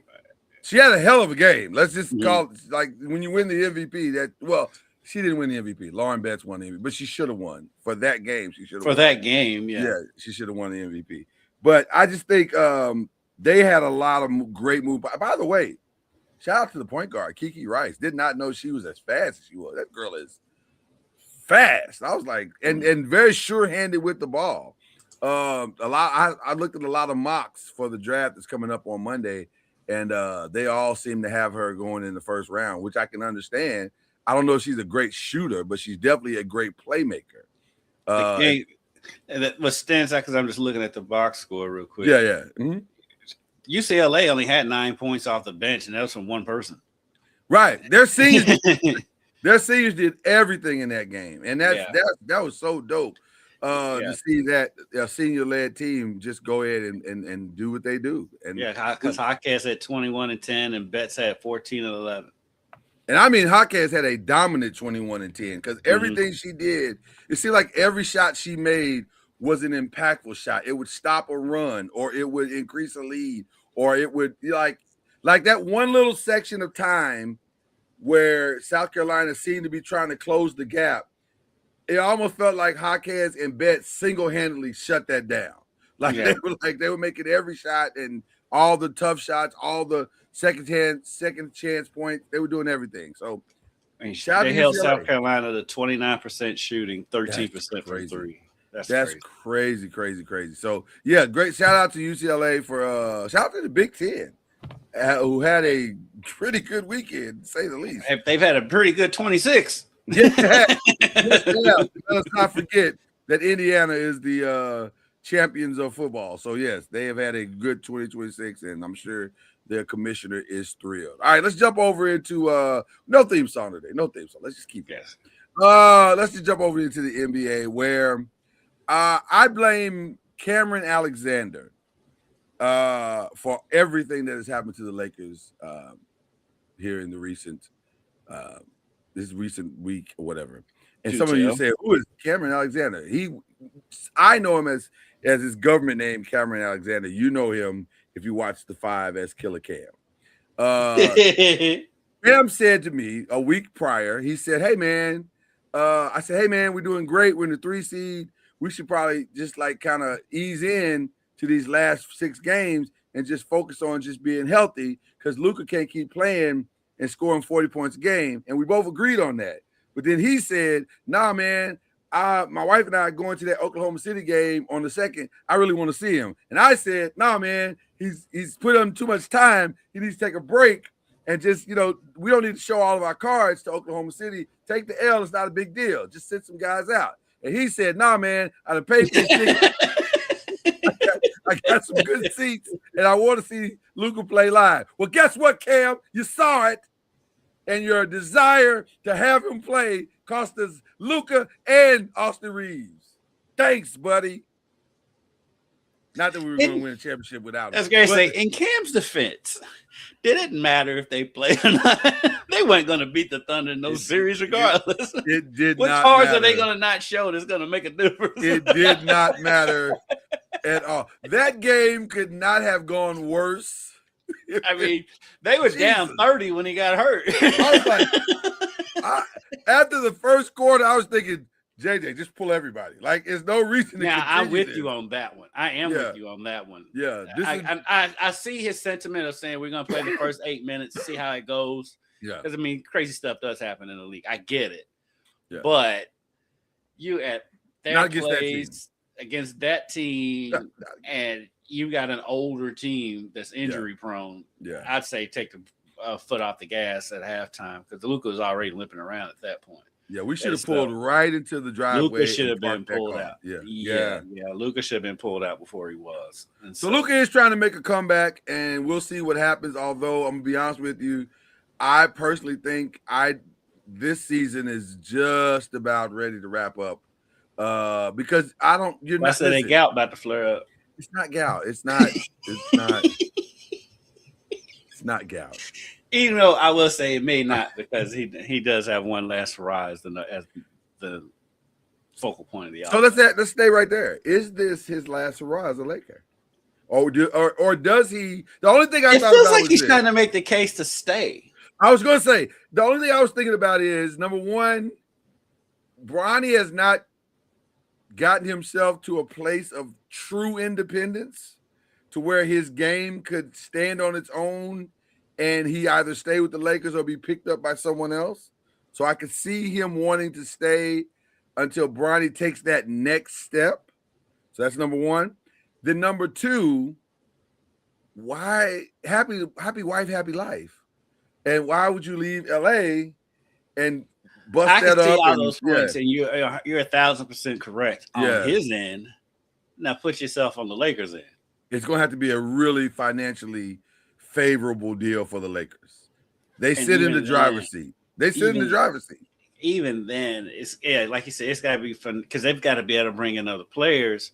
Yeah, and I just don't see it. I just don't. I just don't see them winning a title with him there. And it's not a knock on LeBron as much as I like to pick on LeBron. It's not a knock on LeBron. It's just the way their roster is structured. I mean, they need a lot of pieces. They need a lot to be able to come out of that West. But to be fair, they've positioned themselves now to go get a lot of pieces. So there's like 5 or 6 1-year deals. These guys that are on 1-year deals, or at least 2 and an option. And so that's kind of where you want to be if you're trying to rebuild around a guy. And so now I've said this all season long, and I think it really rings true now, because the one thing that Thunder game did highlight, as great as the Lakers had been playing and who they've been beating and all that stuff, you found out there's still a significant difference between what the Lakers are doing and what the Thunder are doing. And part of the problem is you have a backcourt that cannot defend well. So you got to decide, philosophy-wise, are we going to accept that and then build a wall around them from the front court, or are we going to let Austin Reeves walk and go try to get other pieces that fit maybe better around Luke? Because really, as Austin Reeves needs to be Klay Thompson for really this to work, if you understand what I'm saying. Mm-hmm. He needs to be a true 3 and D guy, and he's not. He doesn't have the D part. Right, he doesn't have the D part at all. That's not what he does, and that's no shade. It's just the reality. He's kind of, he's not the fastest. He's not the most athletic. He's just he's not the strongest. He's decent athletically, but he's not the strongest. And I don't know. The way the Lakers are, they're in NBA purgatory. They're too good to get anything in the draft, and they're not good enough to win a title. Right. They're just they're literally in purgatory right now. Yeah, they got to find a lot of things. Being a 3 seed. And honestly, I'm of the opinion that I'd rather go ahead and take whatever sweep is coming, and let's start the process of rebuilding than to keep dragging this out all season. I mean, they're to a point now, and I know people are going to think it's great. I think they need to just rip it down to the studs. Get rid of LeBron, get rid of Austin Reeves, get rid of all that junk, DeAndre Ayton, get rid of all of it. Well, if you listen to JJ, he's kind of in your wheelhouse. I think he's they're not winning with this. They're not winning with. And that's listen, all you can do is put the guy out there and see what happens. They put Ayton out there. They thought some days he's motivated, some days he's not, and then that's been his career though. That has been his career. And then also when a guy, I mean, Lloyd, yeah, we called that in August or whenever it was he signed. Yeah, no, we did it because it's either gonna go one way or another. There's no middle ground with Ayton. There's no middle ground. And when your coach is saying you can't catch the ball, you can't catch the ball as an NBA player. That's crazy. They've got to tear it down to the studs, which I think they are. I honestly think they are. But then at the same time, we say that, but I'm looking at Luka. He ain't no spring chicken either at this point. He's getting up near 30 at this point, isn't he? No, he's 27. He's got some time. He's getting near 30, and he's injury prone though. Well, that does give you pause. That constant hamstring thing that's happening with him. Because now he's getting hurt. Because now he's in shape and he's getting hurt. But the problem is all of the heavy lifting that he's being asked to do. And that's where I think the whole thing has to be looked at. Like, why is this guy being asked to score 30 to 40 points a game? That's a lot of points, and it takes a lot of shots to get. And by the way, Luka doesn't shoot an array of shots. The majority of those shots are long distance or mid-range shots. So if that's if all of your shots require lift, at some point your legs are going to be like, hey man, we might need a break from all this shooting like 20 and 30 feet out all the time like that. So it's just physics at that point. Mm-hmm. So I'm good. If you're a Laker fan, you have to be somewhat concerned here about getting back getting back to LeBron. Plus, he also said he hates going home too. What got lost in the whole Memphis conversation, he said he hates going home too. Yeah, and which I'm like, by the way, the Memphis conversation is stupid. It's stupid, but whatever. Because Memphis is an awful place. It's awful. Jesus Christ, it's awful. I've got a love for Memphis. I love Memphis food. I love Memphis. I love the people of Memphis. I've got so many friends from Memphis. Maybe you just like a good Jerry curl and a good goal. Look, man, like Butch and I was talking about, when Houston Nutt came to Murray, he brought Memphis with him. And so that's when I got familiar with a lot of people from Memphis, because he's from Arkansas. And so I got love for people from Memphis. Now, everybody I know from Memphis, no matter how nice they are, has a crazy streak. But I got love for Memphis. I love the people of Memphis for sure. Memphis as a city is awful. It is. LeBron is not wrong. He's not the first person to say it. I mean, it's just not. We've been saying on here, it's like they're not going to get free agents after build through the draft because nobody wants to move to Memphis. Nobody wants to live in Memphis. It's just not. But I don't know any player that dreamt to go to Memphis. Yeah, but that on the side, he also threw his own hometown under the bus, which he's not wrong about that either. I've never been to Cleveland, so I can't say. Yeah, or Akron. I've driven through both of them. That's it. Yeah.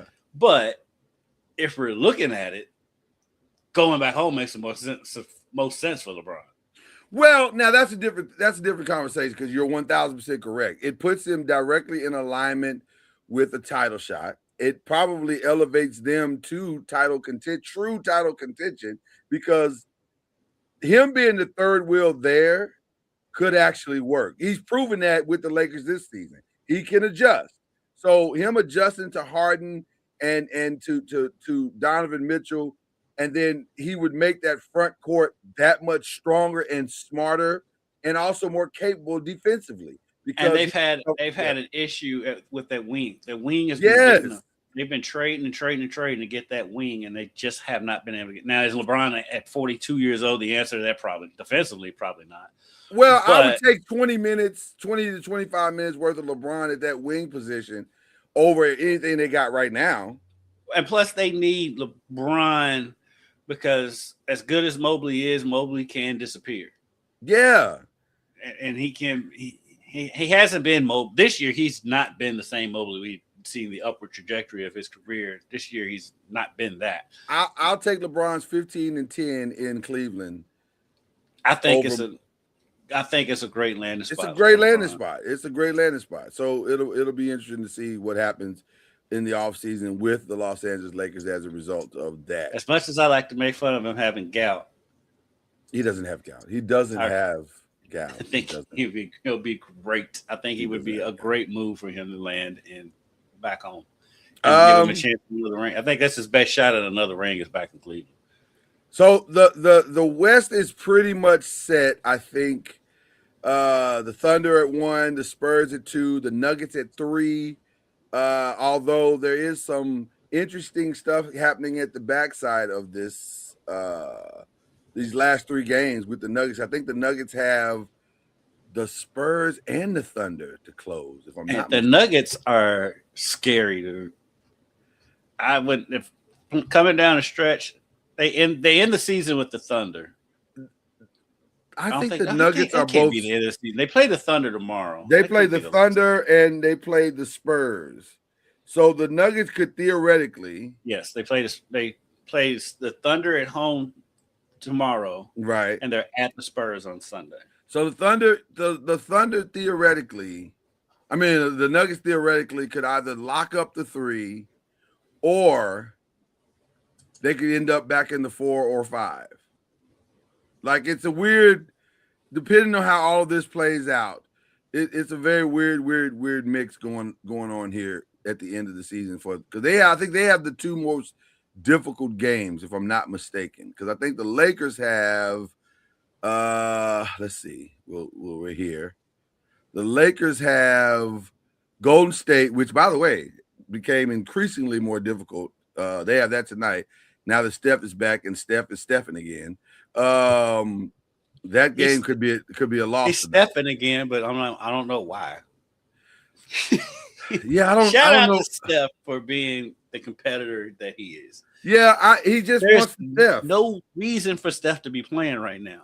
I'm glad he is. Selfishly, I'm so happy he's right. As a fan, you're like, I'm like, yeah, what are you I doing love this it. for? But yeah, I don't know why. He loves the game. That's all I can say. He loves the game. But then they have Phoenix and Utah to close out the season, which aren't really easy wins.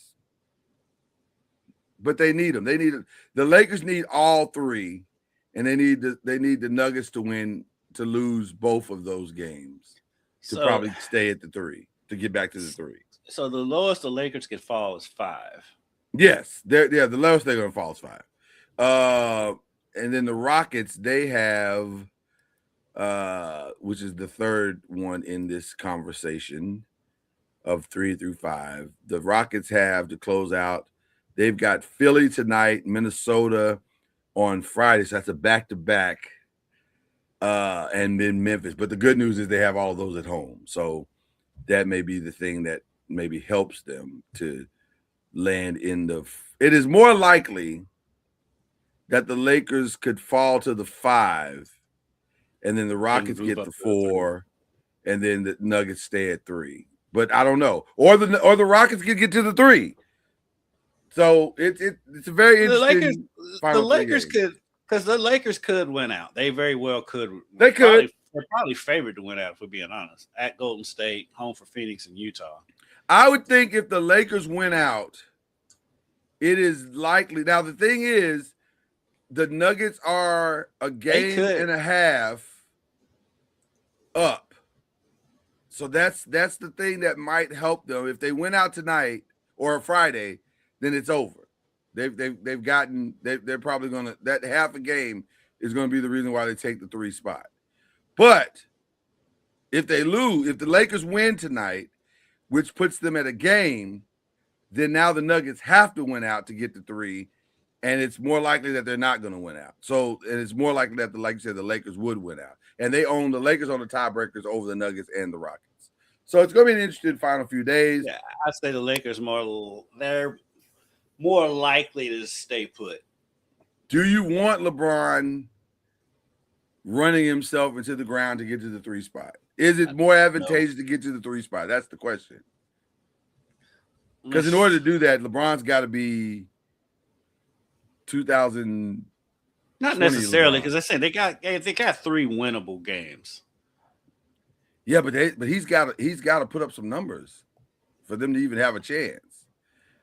Because somebody's got to come alongside. Like, it's got to be him, Luke Kennard, Phoenix is the Jackson Hayes. Because Phoenix is just good enough to beat them. Yes. And go, as long as Steph is on the floor, Golden State's got a shot. You saw what he Golden State pushed the Rockets, and they pushed they forgot who the other team they played the other night. They won. Steph was going crazy, and just like Steph is Steph, man. Steph is a game changer. By the way, I may be starting a free Steph Curry campaign here soon. Because it just doesn't feel right that his career is not going to end in playoffs, like long playoff runs or substantial playoff runs. And so I'm of the opinion that we should start a free Steph Curry. Because playing every year is crazy. Like, that's crazy for a guy who's accomplished as much as he has. Playing every year is crazy. So free Steph Curry. I think if there's anybody LeBron could go to, it could be them. I mean, since he already threw Cleveland under the bus, but I don't. Keep in mind, he doesn't like the owner either. He doesn't like Cleveland's owner. So. Real true. I don't think they're a title contender with LeBron, though. They're not a title contender with LeBron by himself. But I'm talking about the 3 of them: him, Jimmy, and Steph. I don't think it's a title. Well, it's not just him. 3 of them. It would be Jimmy. It'd be him. It'd be Porzingis, and it would be Draymond. I stand by my statements. They'd be interesting, but could they? What we're really asking is, could they sustain it for 1 year? And by the way, sustain it for 1 year. Porzingis ain't gonna. For one, Porzingis ain't gonna withstand it for a year. No, he's not. But that's not what they're looking for him to do. They're looking for him the same thing that Boston was looking for him to do. We don't care that you can do it for a year. We care, can you be there in April?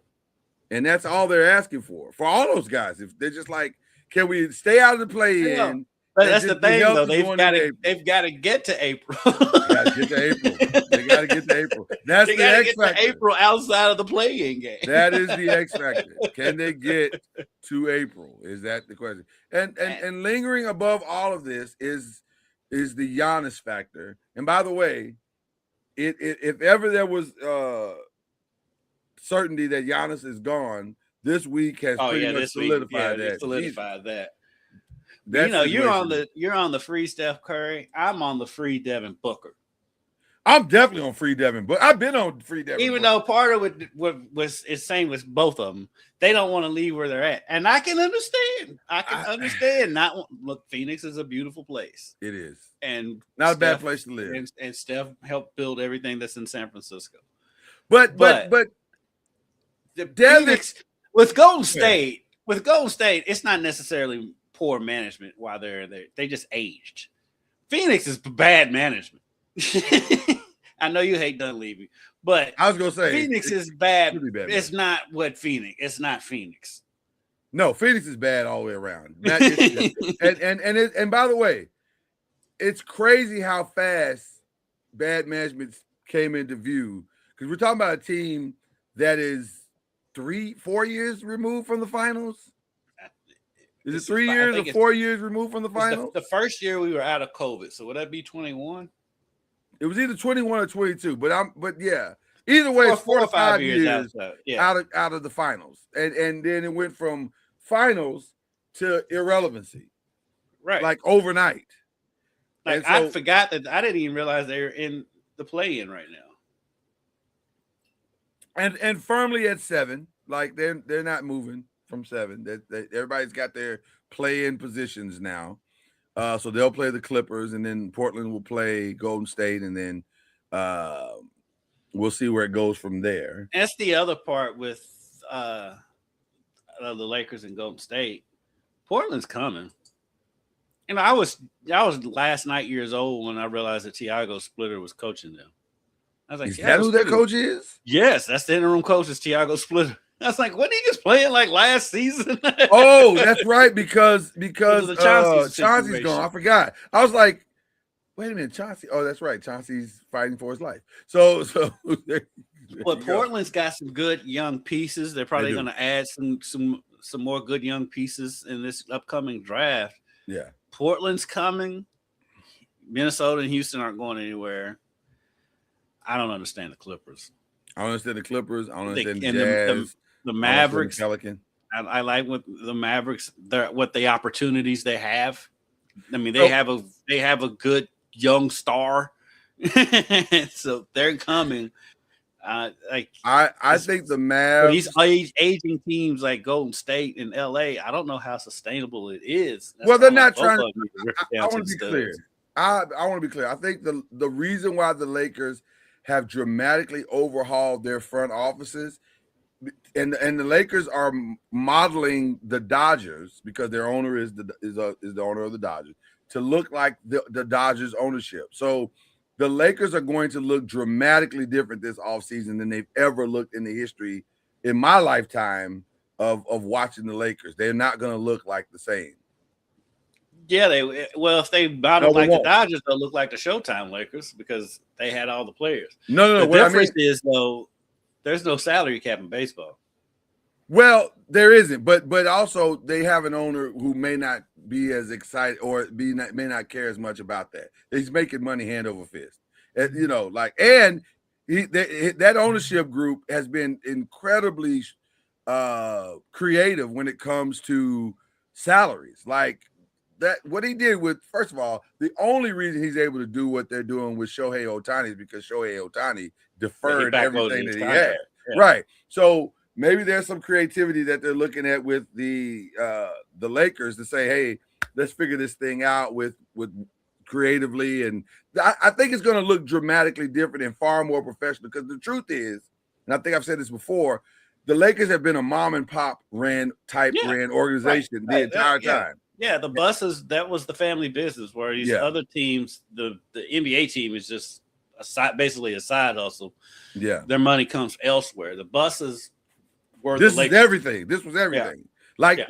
Like ironically, like the Cowboys. This is everything. So it feels very mom and pop-ish a lot of times, which is why the decisions become what they become.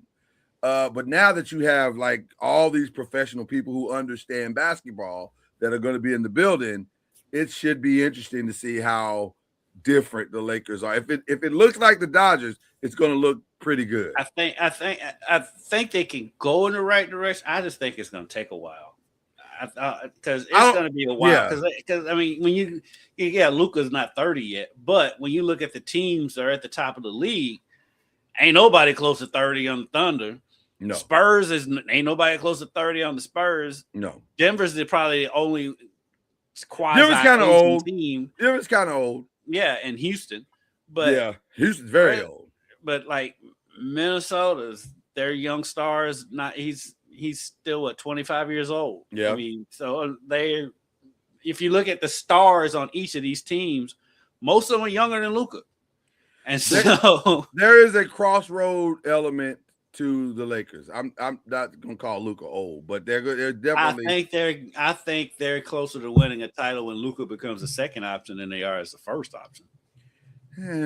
We'll see. Again, a lot of it will depend on what they're able to accomplish this summer, and I think the Lakers are for sure going to swing for the fences all summer long. Yeah, the whole Giannis thing is that's the whole thing. Well, maybe. I don't know if Giannis is the only thing that they're after. Yeah, well, I don't know what else is out there, though. Well, quietly, definitely not as loud as the Giannis thing. There's other stuff like the Jokic thing. Jokic could opt out, or he's in his final 2 years, and I wonder sometimes with him how much more heavy lifting does he want to do, because he is doing a lot of heavy lifting for that team. So we'll see. And now you're not solving your defensive problem by bringing in Jokic at all, because nothing is more my favorite fun thing to watch. Yeah, nothing is more fun to watch than Jokic's defense. It's interesting. A lot of interesting things are going to happen this summer, and I'm as excited about what's going to happen after the NBA season as I am about these playoffs. Because I'm excited about these playoffs, man. Yeah, playoffs should be good. Playoffs should be good. And now the East looks like it's going to be a solid time, because first of all, let's be clear. The Detroit Pistons did not blink without Cade Cunningham. A lot of us thought they would, but they didn't. And they did not. But I'll tell you who the coach of the year is to me, is the Hawks coach, Snyder. For turning that around? They've had 3 different seasons in one season. They have. They came in with all the expectations. There was people picking them to go to the finals in the off season. Yeah. To trading away their best player. Yeah. To like, okay, they're going to be in the gutter. To now, they're the fifth in the Eastern Conference. Solid, coming for Cleveland. They're going to give Cleveland all they want in the first round of the playoffs. Yeah. Like, Quinn Snyder needs to be coach of the year in the league. I think Quinn's going to be in the conversation. I think our guy at Boston is going to be in the conversation, because he should be. This is supposed to be a gap year, and it was not. Detroit, JB will be in the conversation.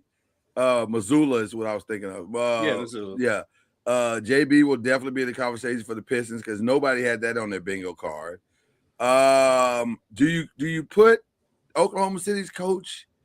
Probably not, because they were expected to do this. So there's nothing that he really did other than he's in that Phil Jackson spot to where you've got the most talented team. You can't win. You should be winning, right?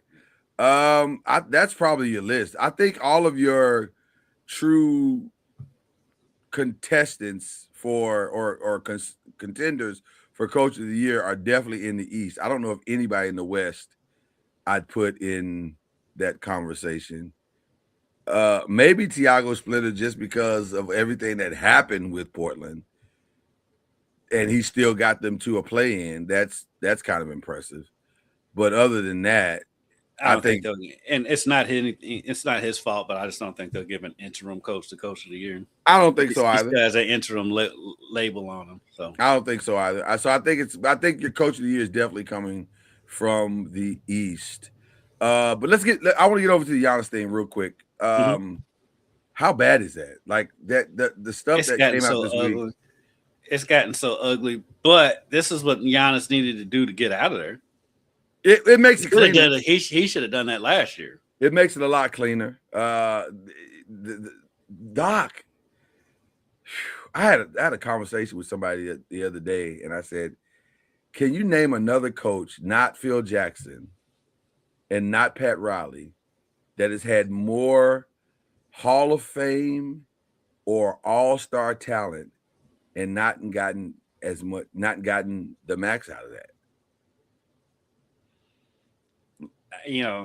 I can't. I couldn't think of anybody. I don't want to be mean, but I think Doc's one of the more overrated coaches. Well, Doc's and then put some respect on his name because he's now a Hall of Famer. Which, by the way, the basketball Hall of Fame. I feel a way about it. I ain't gonna lie to you. when I saw this class, I was like, I mean, no disrespect to Ella Deladon, but come on. I wasn't comfortable with Ella Deladon, but I was more uncomfortable with Amari. At least Elena Deladon has won a title. Amari Stoudemire, yeah, it's basically like if. And I like Amari Stoudemire. I really like Amari. But he's not a Hall of Famer. He's in the Hall of Good. He's the Hall of Good. Like I can't imagine that you're putting Amari Stoudemire's jersey next to Kobe's. Like that seems weird. Like it's not. They're not the same. Criteria is not strong. The only one that I thought was like, yes, of course, Candace Parker is, of course. Of course, she needs a wing. She needs her own wing. She probably should already been in there, right? But they need to separate. They need a basketball Hall of Fame, then they need an NBA/WNBA Hall of Fame. Yeah, because there's a lot of players in that Hall of Fame. I'm like, by the way, should not be standing next to Moses Malone. By the way, I wasn't comfortable. I wasn't really comfortable with Doc Rivers or Mark Few. If I'm being honest, I'm not comfortable with Mark Few at all. I was like, and listen, he is Gonzaga basketball. So let's be clear about that. He is Gonzaga basketball. He's in the Hall of Good. Right. It's not. Come on. He's in the basketball Hall of Fame. We can't keep. That's a stretch. To me, it's a stretch to even put him in the college basketball Hall of Fame. It is because you gotta win a title, man. I don't understand how you can get in if you haven't won at least. Title has to be the bare minimum, right? It has to be. It has to be.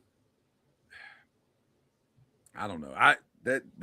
It's weird to me, but I feel like the Basketball Hall of Fame is scared to not have people in every year. They put names. If you are a name at some point in basketball, you get in the Hall of Fame. Is it a fundraiser? Does that event fund the Hall of Fame? Well, the Hall of Fame isn't. If you've ever been to the Hall of Fame, it's in a strip mall. It's not like it's literally in a strip mall. Like where they have the ceremony is not where the Hall of Fame is. Well, I guess what I'm saying is, are they paying for the strip mall? Is that why they have this ceremony? Seriously, they probably sustained it. Because I'm saying none of the, like, if you look at the list of people that are going to the Hall of Fame this year, it doesn't make sense. Like it does. Really there's doesn't. only one name Candace on there. The only one. So why not just have Candace by herself? Like she deserves that. She's earned that. But they're like, we're gonna put Amari in. We're gonna put all these people who have had marginal success at best. It's very weird. It's very weird. I am happy for Seth Davis. Huh? I am happy for Seth Davis. Getting to Kirk Gowdy. I think Seth has done substantial work to justify giving him something. He has. He's done some good work. This is the way you said it. Yeah, well, you know.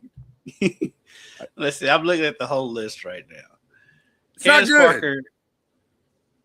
I mean, It's not good.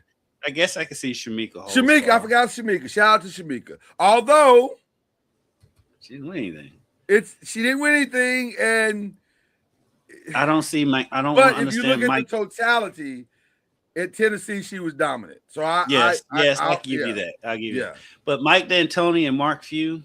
Absolutely not. And Doc Rivers? Absolutely not. Why are we giving at least Doc won a title? So at least he won a title. But Mike D'Antoni, no. No. I don't get it. No, I don't know. He got it because of the contributors committee. I don't know what that even means. Like, so because he participated in professional basketball, that gives him. I don't know. Yeah, I don't get it. I don't get it.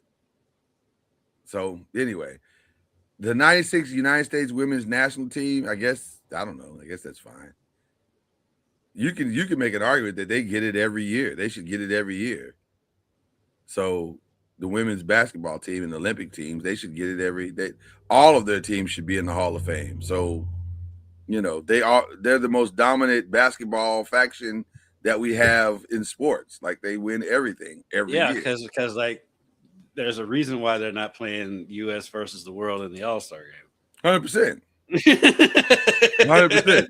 That is very, very true. So anyway, we digress on that. But yeah, it's a weird mix going in the Hall of Fame. Listen, shout out to the ones that got it and you got your votes and you're in. And I don't want to be disrespectful to them. I'm just saying it seems like the criteria needs to be. It's not like baseball. No, baseball don't give a flying flip about like baseball. Nothing's right. Like baseball. Well, I'm just saying baseball is way more selective. The only thing I don't respect about the Baseball Hall of Fame is the whole steroid stuff. But outside of that, we call that the hypocrisy. Yeah. I don't respect the hypocrisy. But outside of that, how tough they make it to get in, I can respect that. Brutal. It's brutal. It's brutal to get in. So there you go. All right. So there we are. We're next week will be the play-in week for the NBA. And that will be interesting to see who. I'm very interested in seeing the Charlotte Hornets. That's the team that really has got my attention because they could make it very difficult for some people.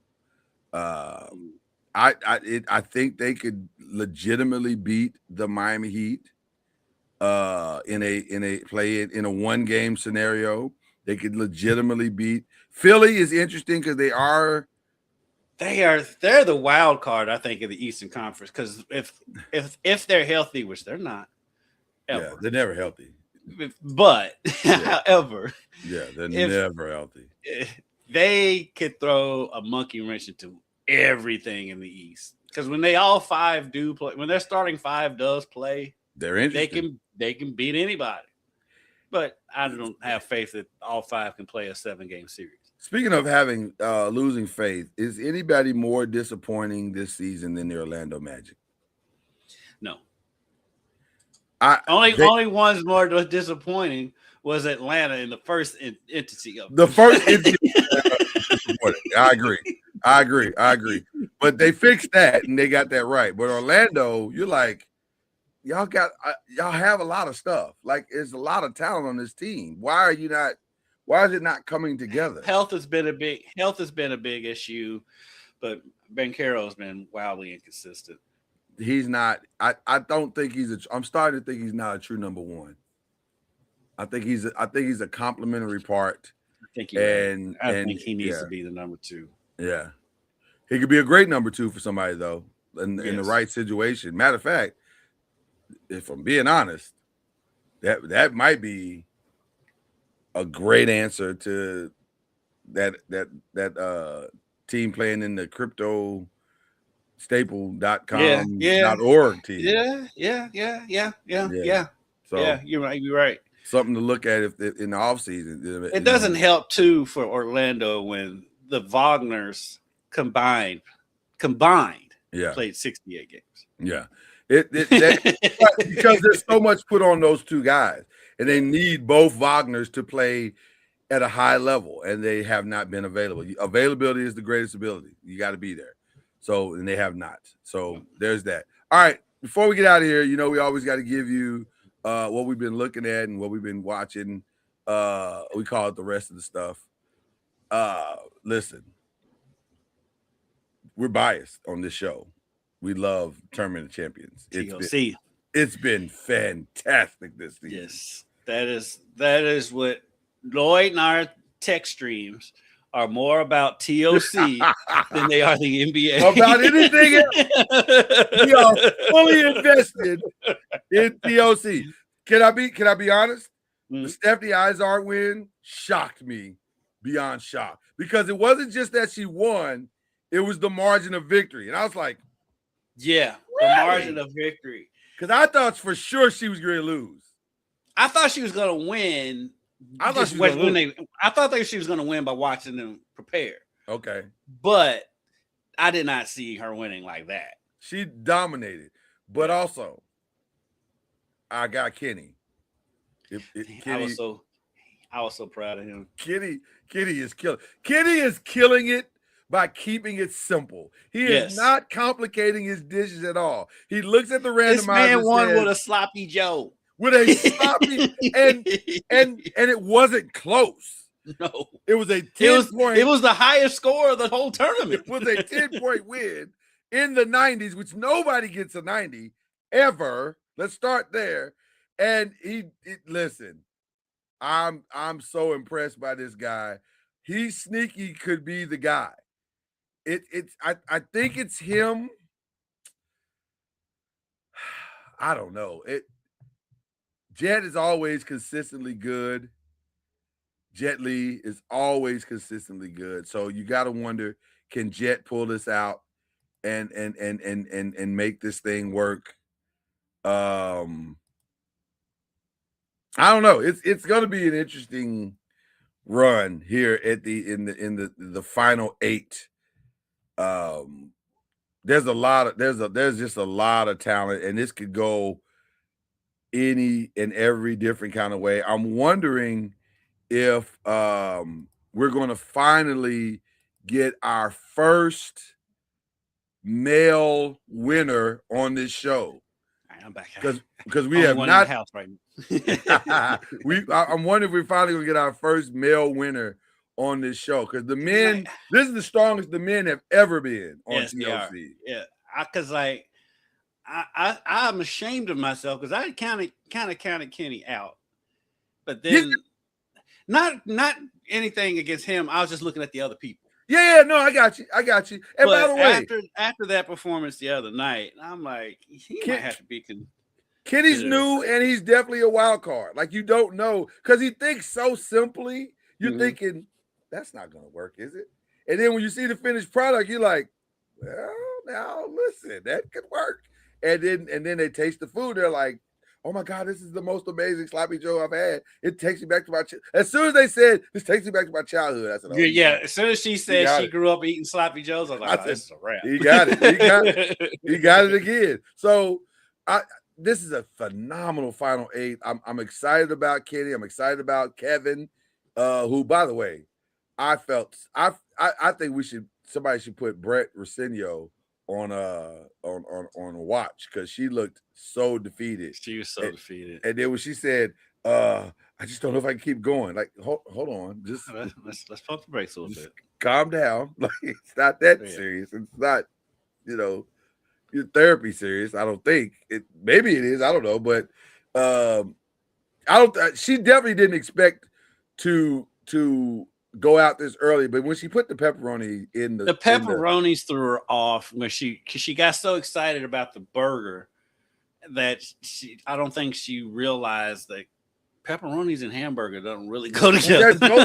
I thought the burger was actually a really good idea. I did too. But when she said, "I'll put the pepperoni in there," I was like, that doesn't sound like a good idea. That sounds like you're just making a kind of a hot mess, and it'll have an interesting flavor, but it's not going to be like because the best she could do is moist. what she did do is grind the pepperonis up into the ground beef. That's the best you can do with it, because like pepperonis on top of a burger.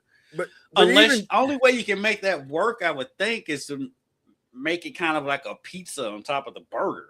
if I'm being honest, that's what I would have done. I would not have put that, because once you put that dry pepperoni into the burger, all that salt and the it doesn't even pepperonis matter, gonna right? dry And it out. doesn't even matter how what you cook it on. Like even if you do a medium cook or a medium rare cook, it's still going to dry it out because you got all the salt, all and the it's salt and the pepperoni. yeah, it's just not going to to taste good. So I was like, I didn't think that was a good play at all. But I didn't either. she was confident, and then they tasted it. It was like, this is not good. So, so Kevin's solid, Kenny's solid. The young lady that coming back from cancer, I forget her name. I'm drawing a blank here, but she's a force. Everybody's good. I mean, It's anybody's game. It's wide open. Anybody can win this one. It's anybody's game. I selfishly root for Jet because I've always and Jet see, and like after the first week, I was like, okay, Jet's gonna get this. I just felt like it was his year. Felt like it. Yeah, but then Kenny came through. And Stephanie's cooking her behind off right now. Yeah. Stephanie looks like the Iron Chef. That's the Stephanie I always thought would be here for TOC, and she's never shown up for it like this. So now that she's a lower seed and she had to fight her way in, it seems like she's found that thing again. Found the groove, yeah, she's found that groove again. So now, listen, Sunday is going to be amazing. Cannot wait for Sunday. I mean, have your heads up. I'm not going to be able to watch it until Monday because she's out of town. So I can't watch it yet. All right, I won't text you. So, we normally text during the show. Yeah. So now I can't text you. Okay. And don't get fooled that Tournament of the Champions is over with, because once that's over, 24 starts. 24.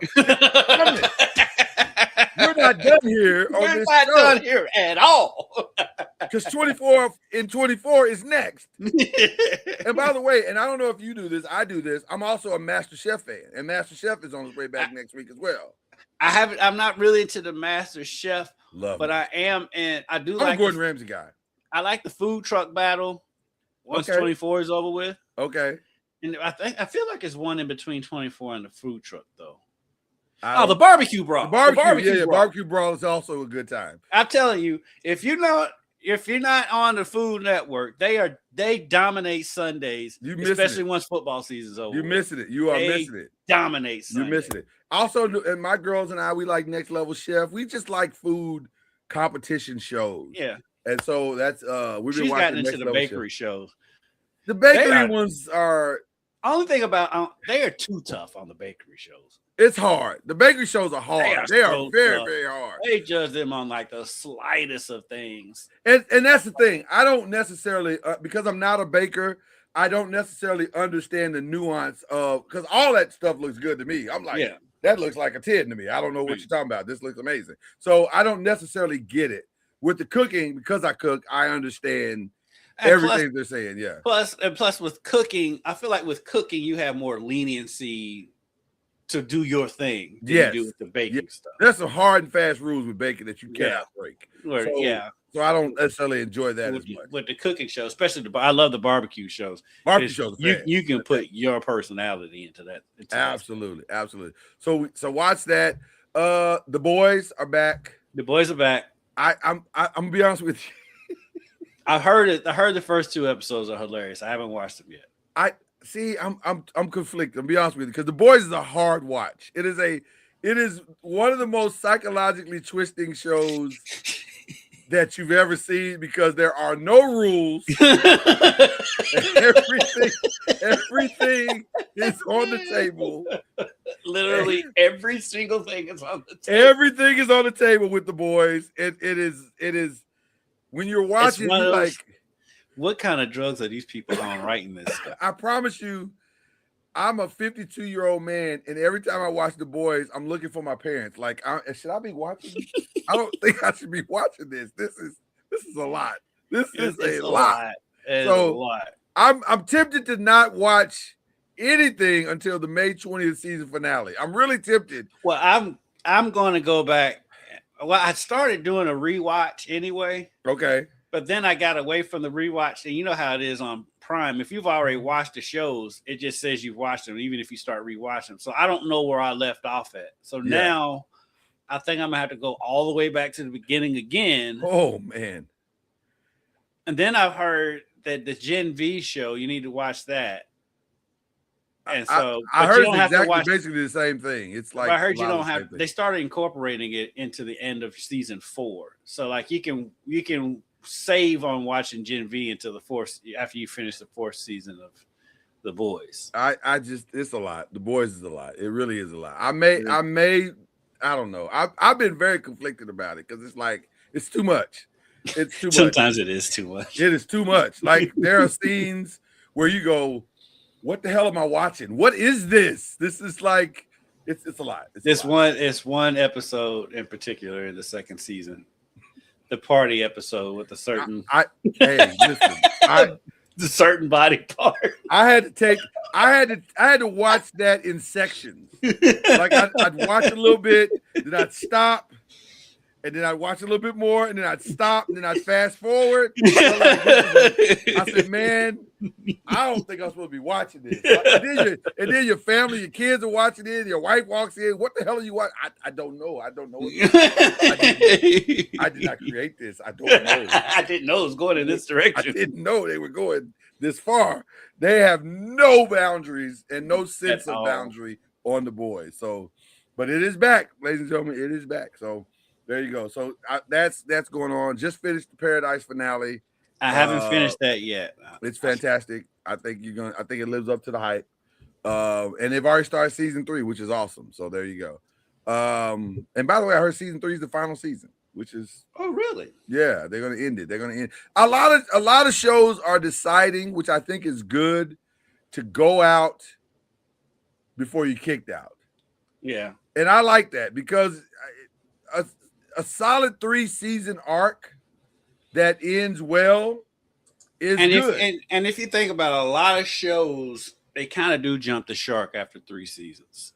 It's hard, man, to keep. It's hard to get going past 3, especially shows that are based on books. Yeah, which that's not. But if any show that's kind of based on a book, because after you can squeeze 2, maybe 3 seasons out of a book, then you're on your own, and a lot of times they don't know where they're going. And we're talking dramas, by the way. I'm talking strictly dramas. Like sitcoms, you can kind of finagle your way through for as long as it's funny. But with dramas, it's incredibly hard to tell long arcs and make it sustain. Like the fact that Grey's Anatomy is still on the air is insane to me. It's insane to me. I actually started watching a little bit of that this weekend for some reason. I've never really watched it. But I have noticed that hospital shows do tend to stick. They tend to stay on a little bit longer, but which, by the way, The Pit is headed toward its season finale. It looks like it's going to be really good. I've never watched The Pit's good. Pit's a good time. It's a hard watch because they're very intense, and they're all about the medical side. It is not about ancillary dramas and romances and none of that stuff that you get from most medical shows. The Pit is about, we're gonna rip this knee open and show you all of the inside of it and how this works, and that's the drama. So it's very intense. It's very, very intense. If you can't stomach that type of stuff, I would not recommend The Pit to anybody. But if you like Grey's Anatomy, then you should like The Pit. It's kind of the same thing.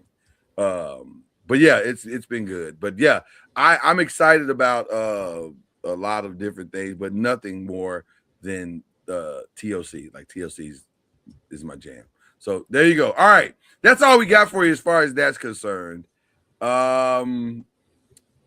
This is going to be a quiet weekend, I think. Yeah, just have the Masters. Yeah, the Masters is going on starting today. Can Rory do it again is really the question that everybody wants to know. Can he pull it off again? And will he be challenged at all? The Masters He'll be challenged. Yeah, listen. Day one is always the footing ground of and it sets the tone significantly. So if somebody's going to one though, I don't know if you like this, but like I don't like watching golf tournaments until Sunday. I'm very much like that. I'm very much like that. I'll peek my head in today and tomorrow. I'll invest probably Sunday. Yeah.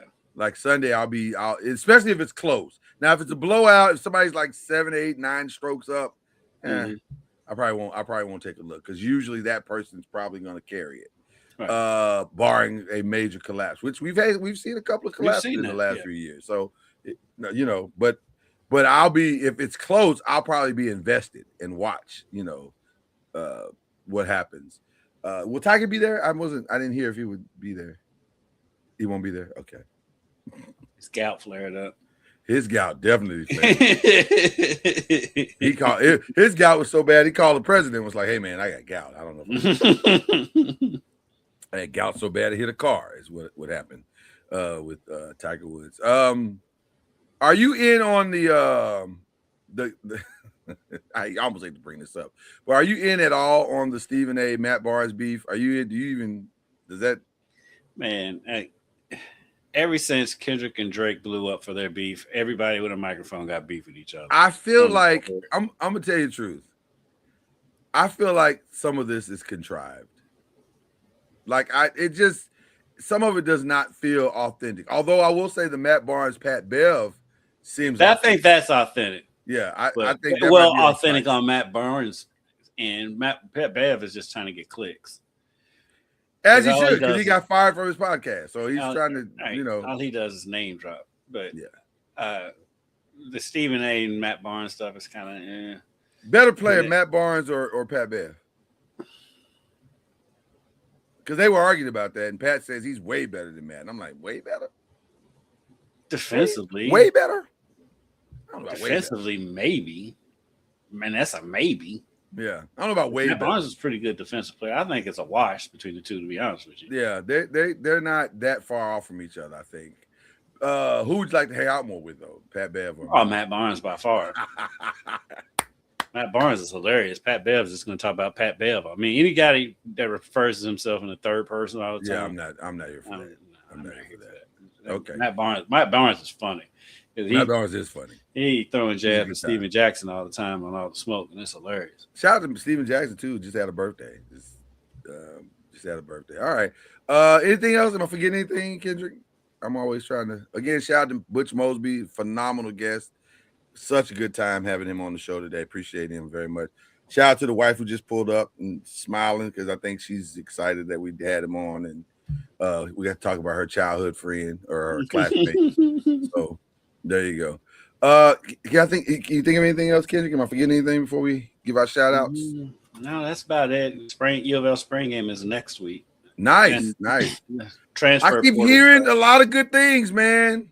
They like this quarterback. He's more mobile than what they've had since he's been there. And so I keep hearing a lot of good things coming out of the camp from several different places. When I've seen him, there is a little bit more zip on the ball than we've seen. Yeah. And so, he looks strong. He looks. Yeah. It could be interesting. Yeah, I don't get excited about spring football. Schedule is right. Like this. Schedule's perfect. Yeah, the schedule's perfect. Yeah. So, also, I just saw something with Louisville for all of our Louisville fans. They're in on a lot of the transfer portal could be. They've got 2 or 3 guys coming in this weekend. Kid from Kansas, kid from Oregon, kid from San Francisco, I believe. They definitely Oregon and Kansas kid. The third is I don't know. The rumor is that the kid from Kansas really likes this atmosphere. Well, him and the Oregon kid have the same agent. So the agent likes his atmosphere.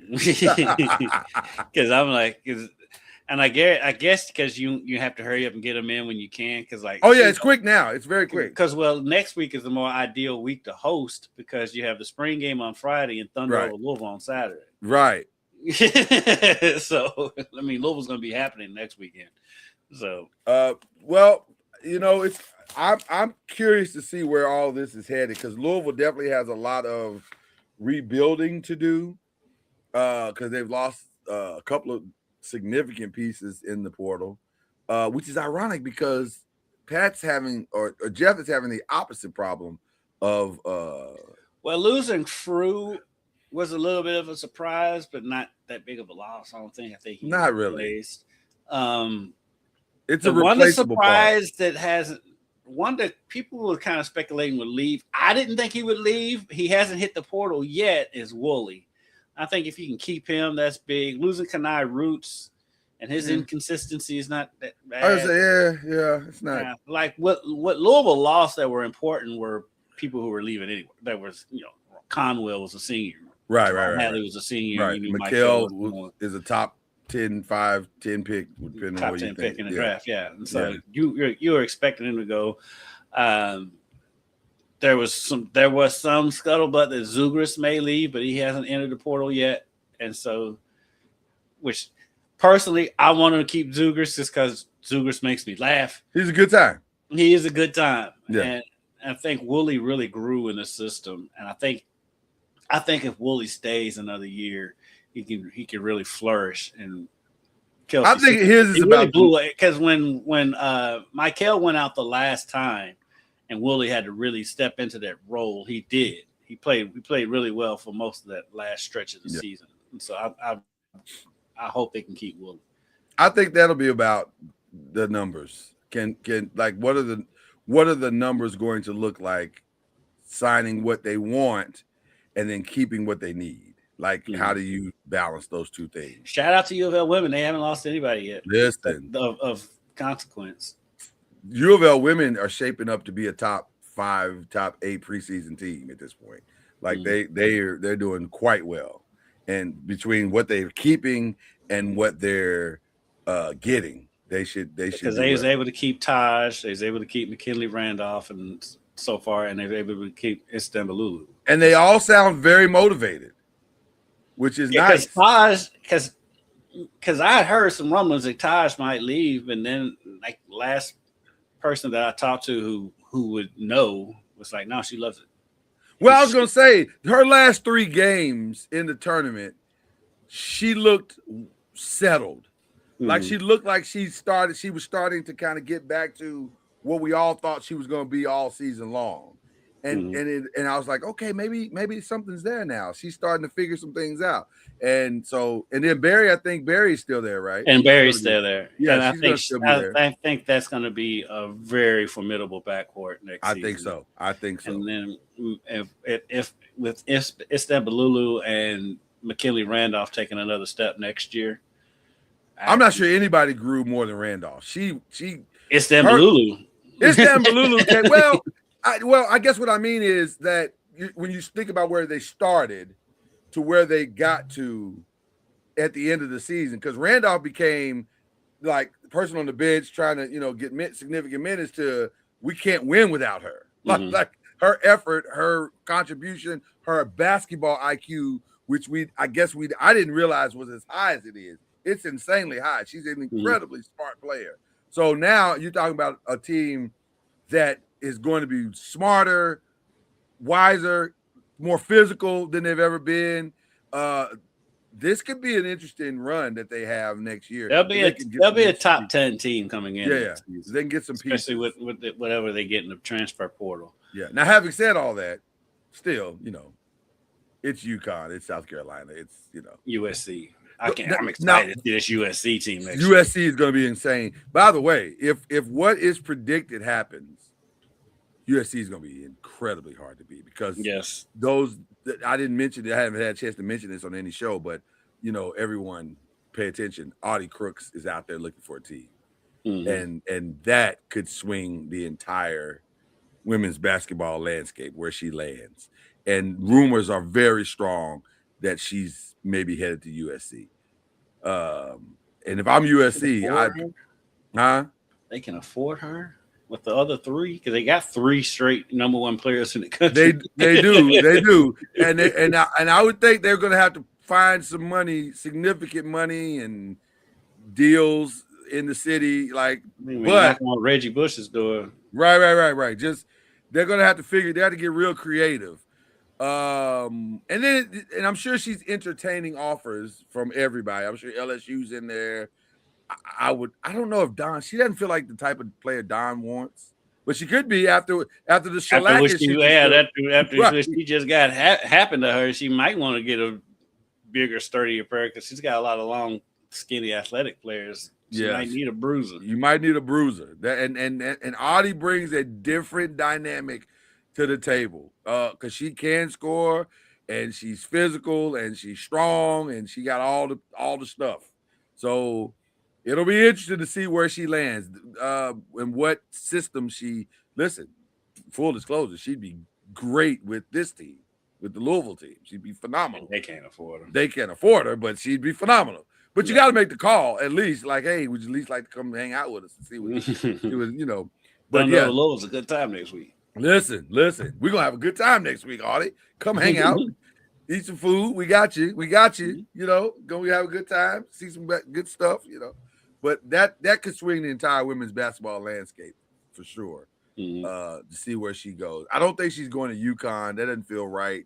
LSU maybe. Maybe. UConn wouldn't surprise me because they freed up a lot of money now that Flage's gone. By the way, I'm a little shocked that she's not trying to go to the draft because I would think that she'd be at least a top 4 pick, top 5. Yes, but they don't go early in the W.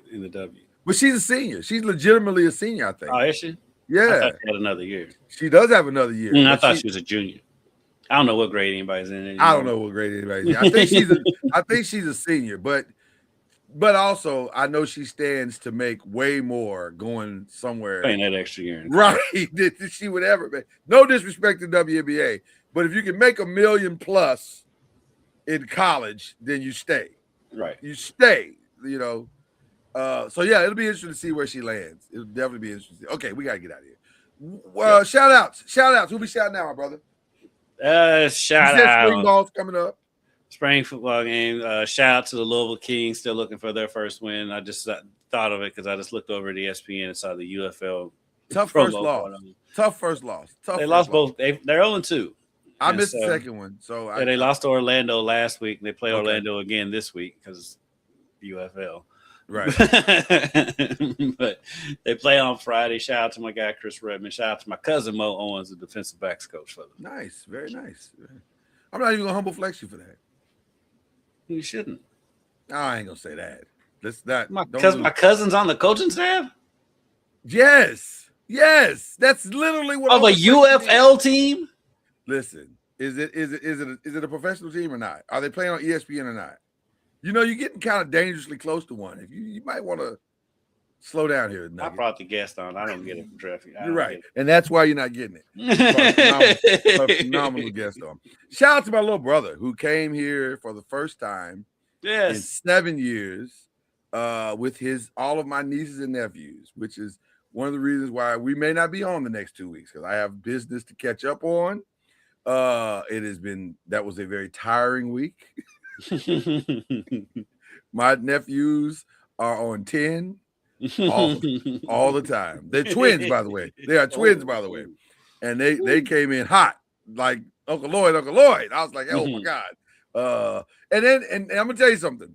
They made me realize very quickly that I am 52 years old now. I am for sure 52 years old. Because I was like, I don't know if I have this kind of energy anymore.